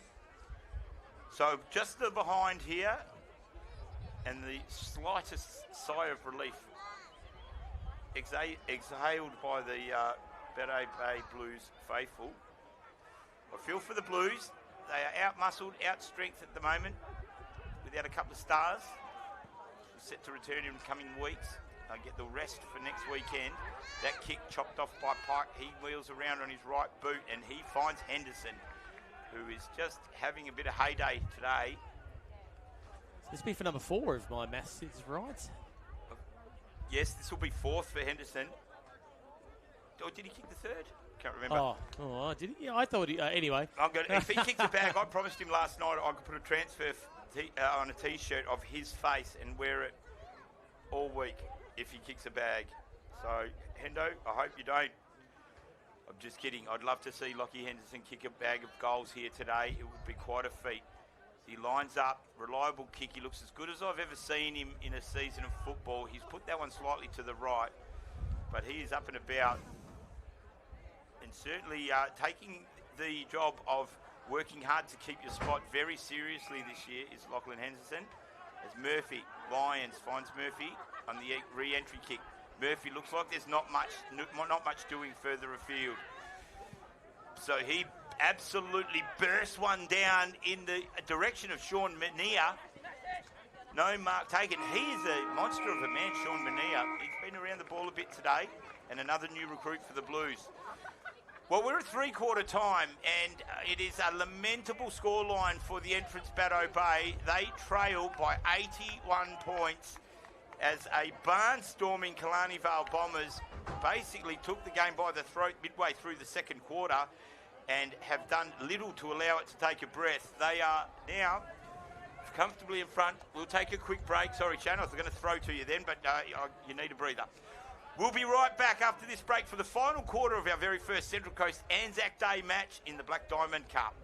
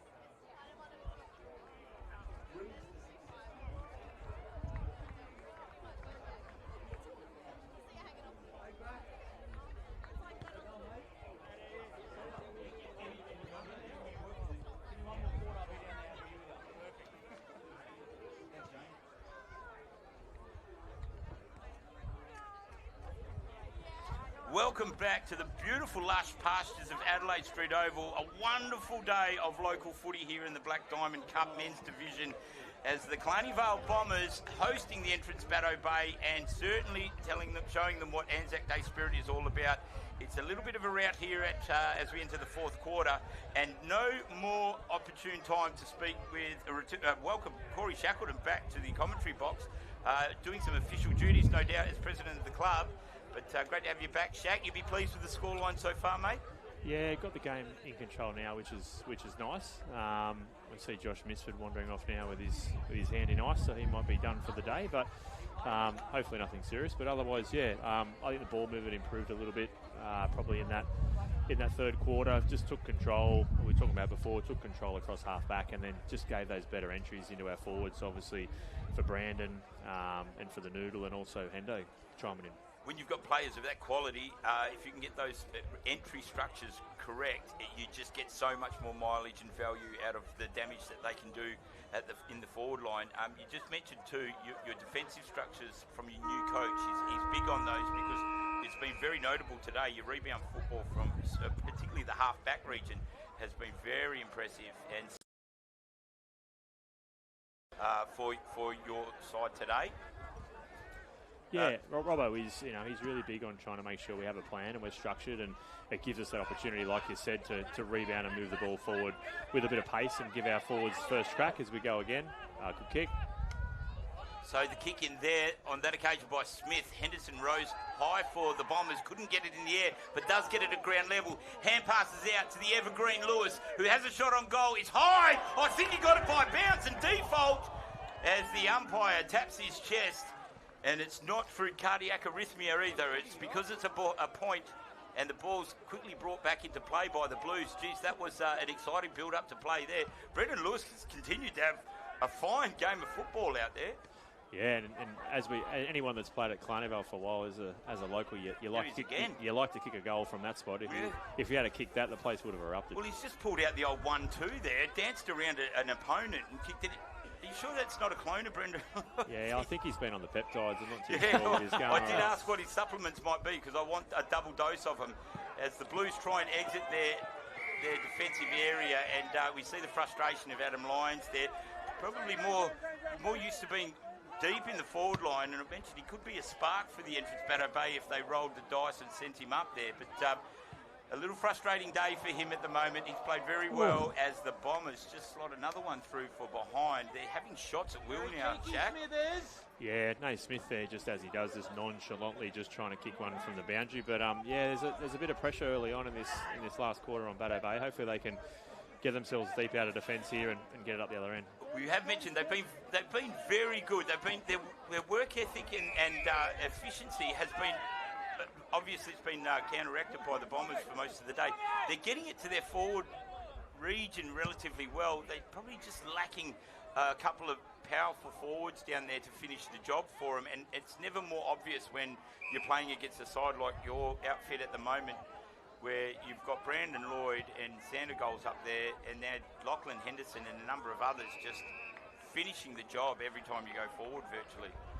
Yeah, it's so important. It just takes so much pressure off, I guess, your midfield and your backline when you get the ball inside 50 and you can take a strong mark, particularly in a contested scenario like Brandon, does. It just takes that pressure off. You don't have to work as hard sometimes with your inside 50s. But good kick by Robinson there. Sorry, Shaq, I just took rest of that, and that's a goal. Wonderful kick by Kyle Robinson. He has been a serviceman for sure for the entrance Bateau Bay for a long time. Homegrown talent and leading the way for his senior side. And great to see him get a little bit of enjoyment late in the game.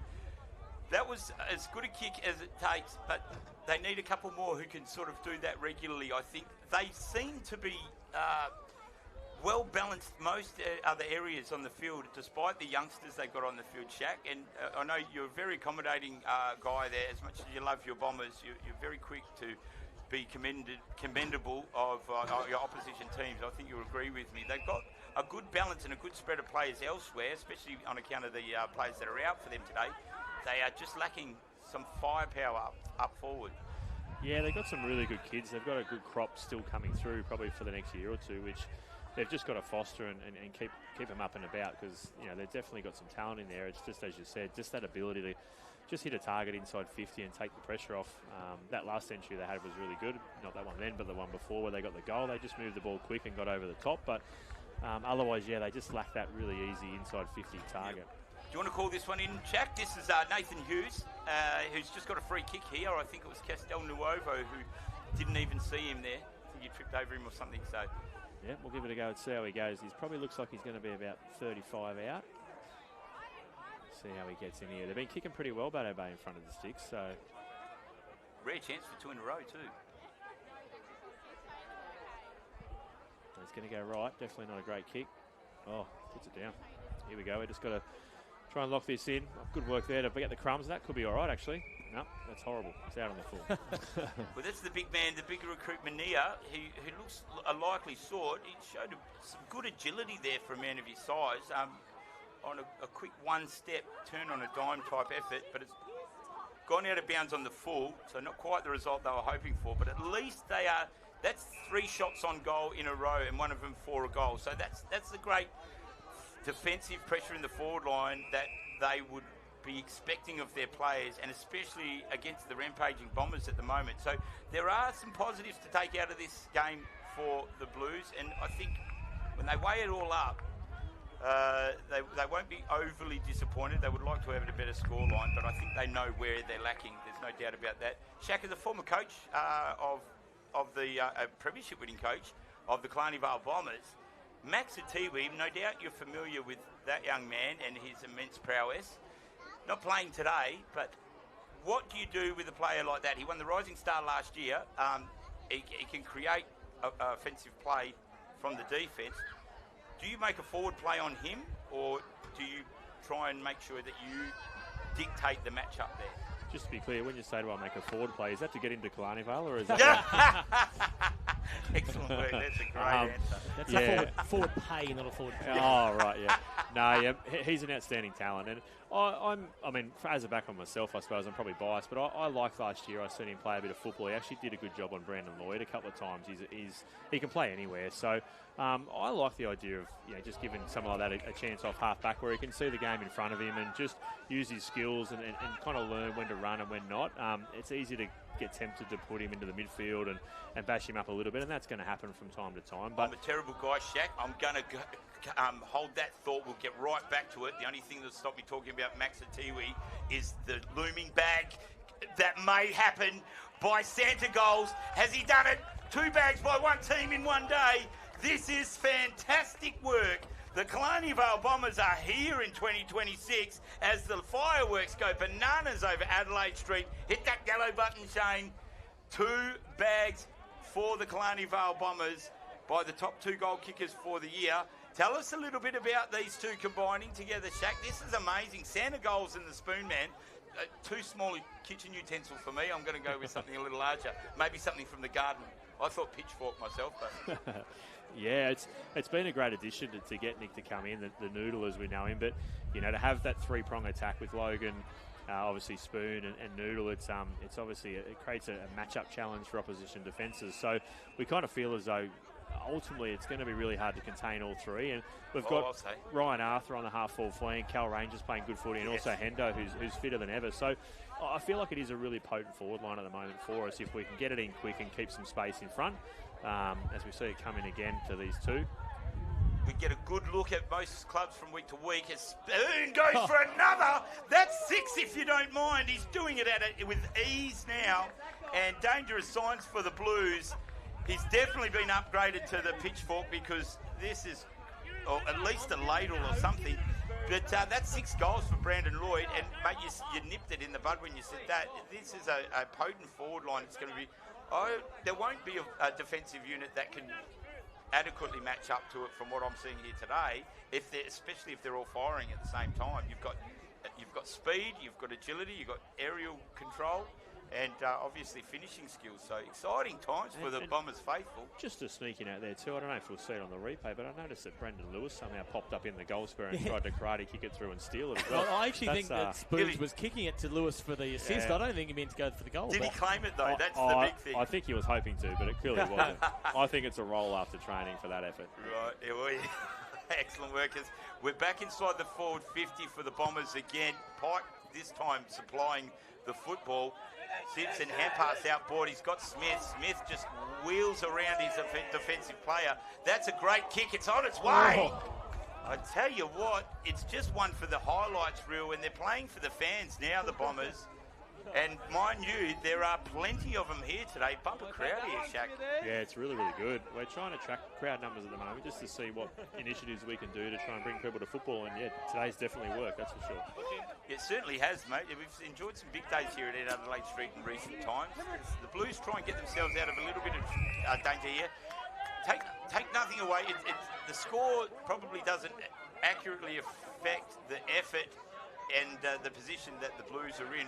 I think from their younger brigade, they've played particularly well. We can see there's a few finishing question marks over some of their finishing sometimes and maintaining possession of the ball, but they've got a bright future, no doubt. If they could just get their best 22, they're going to really trouble sides this year. They really are. And I'll put the call out, if there are any bullocking, reliable forwards that don't have a place to play football in the country right now, check out Bateau Bay. It's a beautiful place for a holiday. You won't get a game at Killarney Vale. And that was some more great delivery then inside 50. And here it is. Is this for Bag? He didn't get his bag yet, did he? No, yes, he did. He got it. Yeah, he's got it. I just wiped that from the memory. I love calling bags. But this is for number 6. Are these two got an inside rivalry, perhaps? They are going neck and neck here. I think it's 17 and 16 goals apiece for the year. And this is the angle from a Killarney Vale faithful. You love guys having shots for goal. Everyone can see it sail through. They turn around. They salute the clubhouse. There's a good crowd there. So it's So we could see a goal, Sally. Call it in, Jack. Call it in. Here we go. The big noodle. He comes in. This is for his 6th. Oh, lovely off the boot. That is straight through. Nonchalantly rolls around. He doesn't salute at the crowd, though. I'm a little bit disappointed. But that's one thing you've got to work on with your players, mate. The goal Sally has been very disappointing today, considering how many are coming through. I might mandate that a little bit more. I'll make that a bit of a club thing. I'll come down on that because that needed a salute, I think. It certainly did. It was a beautiful kick. And I'll tell you what, Shaq, it was Corey Shackleton-esque re-entry kick circa 2010. I wish. I was the guy standing on the mark normally. Well, it's beyond doubt now. The Killarney Vale Bombers, very happy day here at Adelaide Street Oval so far, with another great match to come after this. Was the women's first grade division take on the entrance Bateau Bay as well in another Anzac Day clash. Stay tuned for that. We'll have all the coverage live and exclusive. But right now, there's still a bit of a job to do for the Killarney Vale Bombers. 11:33 into the quarter, and that delivery is stuff you pay for.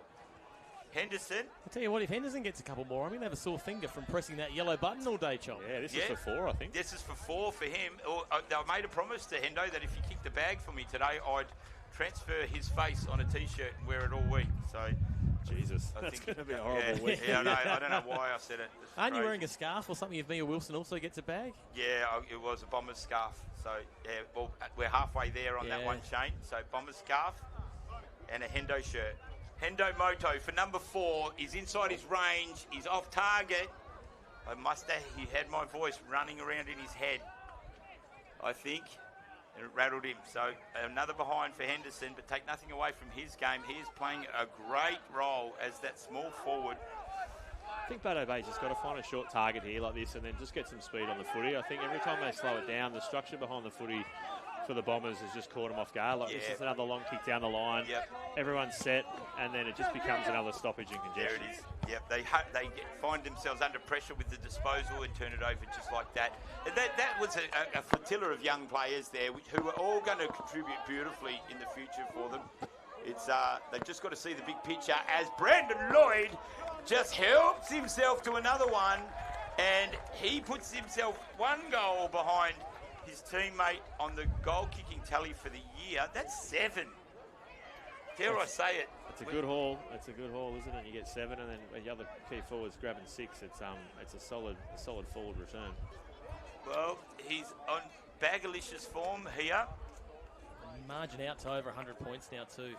Yeah, we've got ourselves a blowout. Now, I do feel for the entrance Bateau Bay Blues. They will be licking their wounds as they head back to Passage Road, but luckily they don't have to go far and they won't have to do that for long.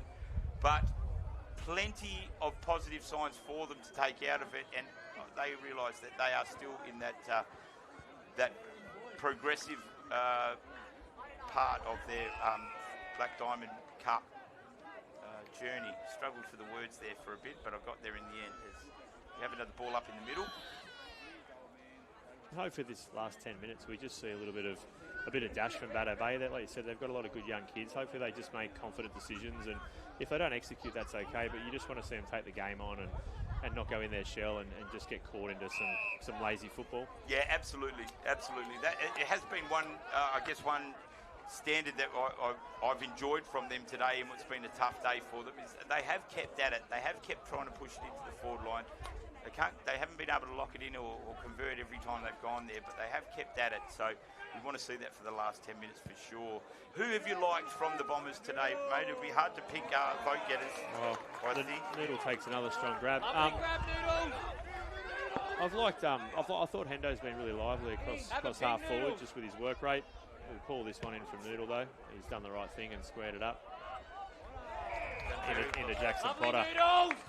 So from one new star recruit to another, geez, that's comforting to watch, isn't it? Yeah, Jackson Potter, he's been effective today too. Yeah, he's just really composed with the football. He's got a really good left peg. He just makes good decisions and executes well, and it's exactly what we need coming out of defence. It just means we just can get that ball into the corridor and start to open the game up. Obviously, kick that through as well. Jackson Potter slots it straight through. Do you know Jackson Potter, if we shorten his name down, it's Jackpot?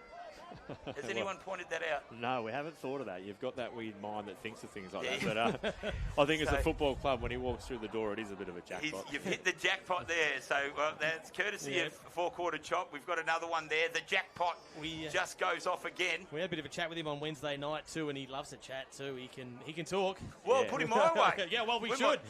We can pull an all-nighter. You could have started last Tuesday. You'd still be talking. That'd be the problem with the two of you on. 100%. No, send him my way. Shades of Hollywood actor Vincent D'Onofrio from this angle too with Jackpot. So we love that. We love people who have great names like that too. So tell us about the jumper too, Shaq. Where's the design come from that one?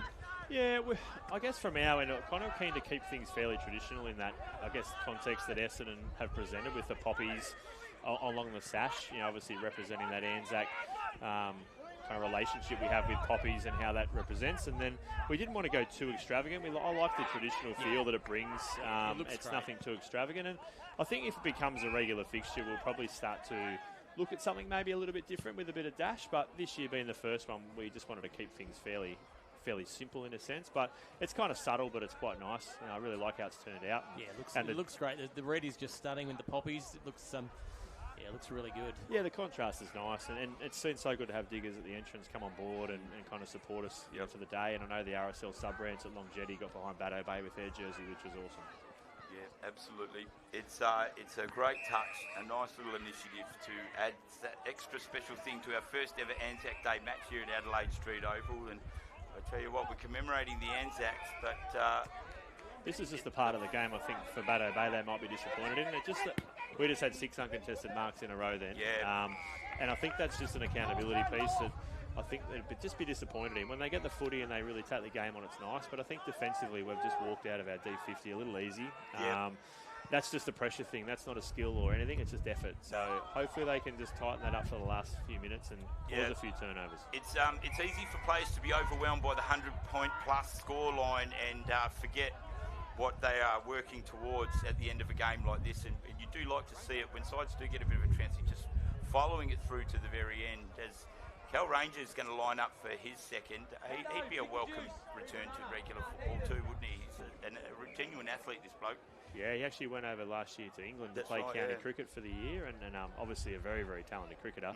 And then it was great to see him come back. He keeps himself in good shape, and he's a good, hard-running footballer and hard at it. Terrific young man too. I had the pleasure of coaching him in a representative under-17s team, I think, a number of years ago.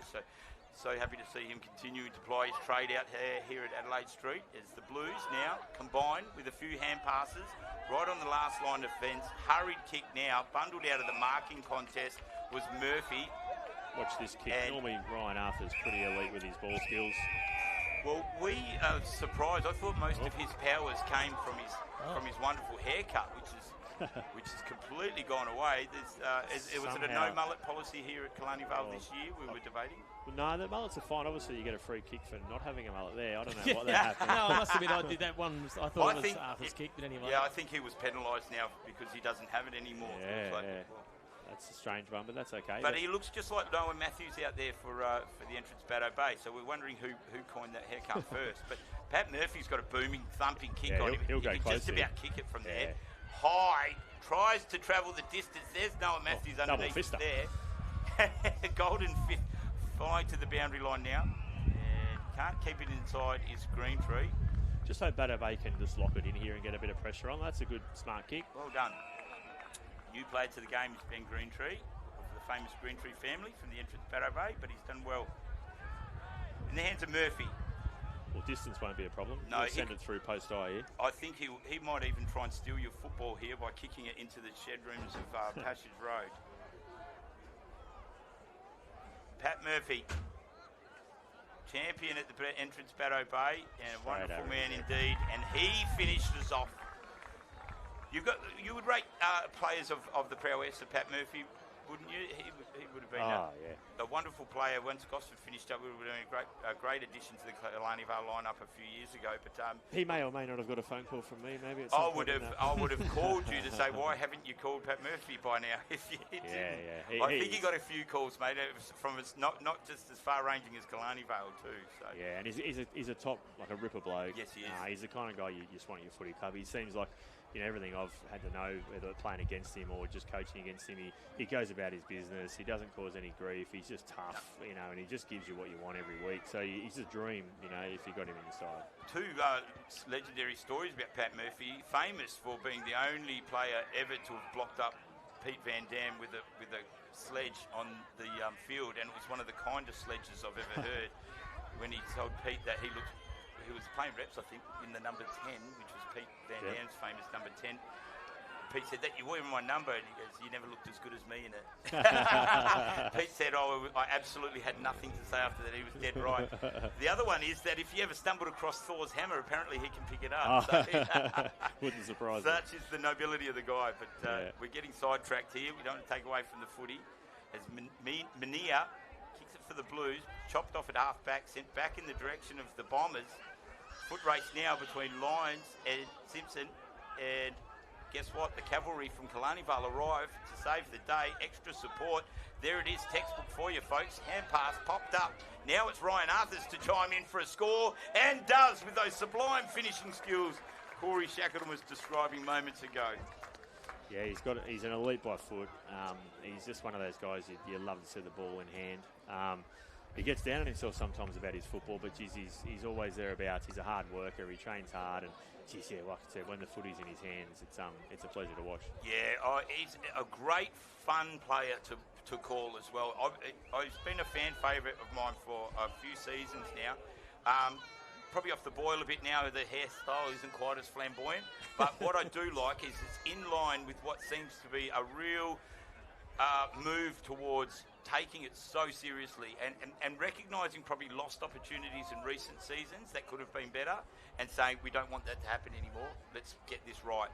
And the players who belong in this side are now doing what they need to do to make sure distractions and other things that might sidetrack them from getting the best out of themselves are put aside, and they do what they need to do to keep making the side strong and improve. So it's great to see. It's good progress. We've got a little bit of ball movement here. It's not too bad. They can use this open side and get it in quickly, but they don't have the weight of numbers. But good kick again. They just didn't blaze away, which is what we want to see. Yeah, maintaining possession is key, isn't it, Shaq? Yeah, just those couple of short kicks, always just a bit more potent. And this is where they've just got to be better defensively. Hopefully we can't just walk it out, but again, just an easy uncontested mark just on the way out. You just like to see them just tighten that up a little bit. Yeah, I guess a couple more experienced cattle there to help steady that would certainly be a huge assist, but we're going to see another goal, this time by Aidan Wallace. He deserves a nickname, has about 15 bounces so far today and ran the equal measure of a half marathon with the distance he's covered. That's an exciting ruck addition to your ruck division. Amazing, and I think, I don't know at what standard, but I know he was a champion 400-metre runner at some point through his kind of younger life, and he moves in that fashion. He's really hard at the footy, kicks like a ruckman, but geez, he has a crack. He looked like he forgot that he wasn't doing a 400-metre race a couple of times today. He just covered so much ground as Adam Lyons punches that one through for a rush behind. It was the skill with the bounce too I liked. You know, he might not be able to kick, but he can bounce pretty well. Yeah, and the boys love him because he's a really lovable guy, but he just has. He's one of those guys that has a crack. You know, he's tough. He's got the tattoos. He moves well, and you know he's a perfect addition for us. Anyone loves a good ruckman in their side, and you know when you get one walking the door, it's a blessing. Yeah, it is, isn't it? Yep. At community football level, almost anyone over about 185 centimetres is a blessing, isn't it? But I was watching as the two sides lined up out today for Anzac Day, and I could only see the Bombers at first glance. And one thing that struck me was the size increase across the board of the players. I was pleased to see Bateau Bay look very similar in that when I looked around the corner of the wall, as new renovations for the club room might be pending. Yeah, a bit of feeling again at the end. This will get nowhere. Late in the day, Anzac Day spirit. A bit going on with Jackpot and the X Factor down there. The umpires found a penalty in all this. Actually, one of the umpires is manhandling players, which is a bit interesting. Trying to pull them apart. But two very exciting prospects, new prospects to the competition, Potter and Xavier. Just some interesting play there. We had a runner involved in the melee touching players. We had umpires touching players, and somehow we found freeze out of it. But that's football, right? Like whatever, we got through it, and no one threw a punch. So you know what? It was played in the greatest of spirits, exactly what we expect on an Anzac Day, and that is a wonderful end to what's been a terrific start. And we say thank you to Corey Shackleton, president of the Killarney Vale Bombers Football Club, and very well-known, well-loved, respected football identity right across the board. Thanks for having me, guys. I'll run down to this next service, and I might pop up and talk again. Yeah, thanks, absolutely, mate. We'll welcome you anytime, don't we, Shane? Indeed, yeah. Great to get insights from Shaq. Club's done a real lot in the off-season, both on the field with some talent coming in, and then some changes back of house too. Obviously, Shaq moving up to president. And, they're a club that are really going places in 2026. Yeah, they've taken this season very, very seriously. I think the lack of success in the last couple has weighed heavy on them, and they are on the ball this year. Take nothing away from the Blues today. It was a lamentable scoreboard for them. But their young division show plenty, and I think as they tighten up the skills and get bigger, harder, stronger bodies, and a few of their more reliable seasoned campaigners come back, they will trouble sides this year. They are certainly moving in the right direction. They are, John. We're going to have to wind this one up because we have to get ready for the Anzac Day presentation for the women's. Change the streams now. You'll see the option in the AFL Hunter Central Coast page. We'll be back in the women's stream very shortly.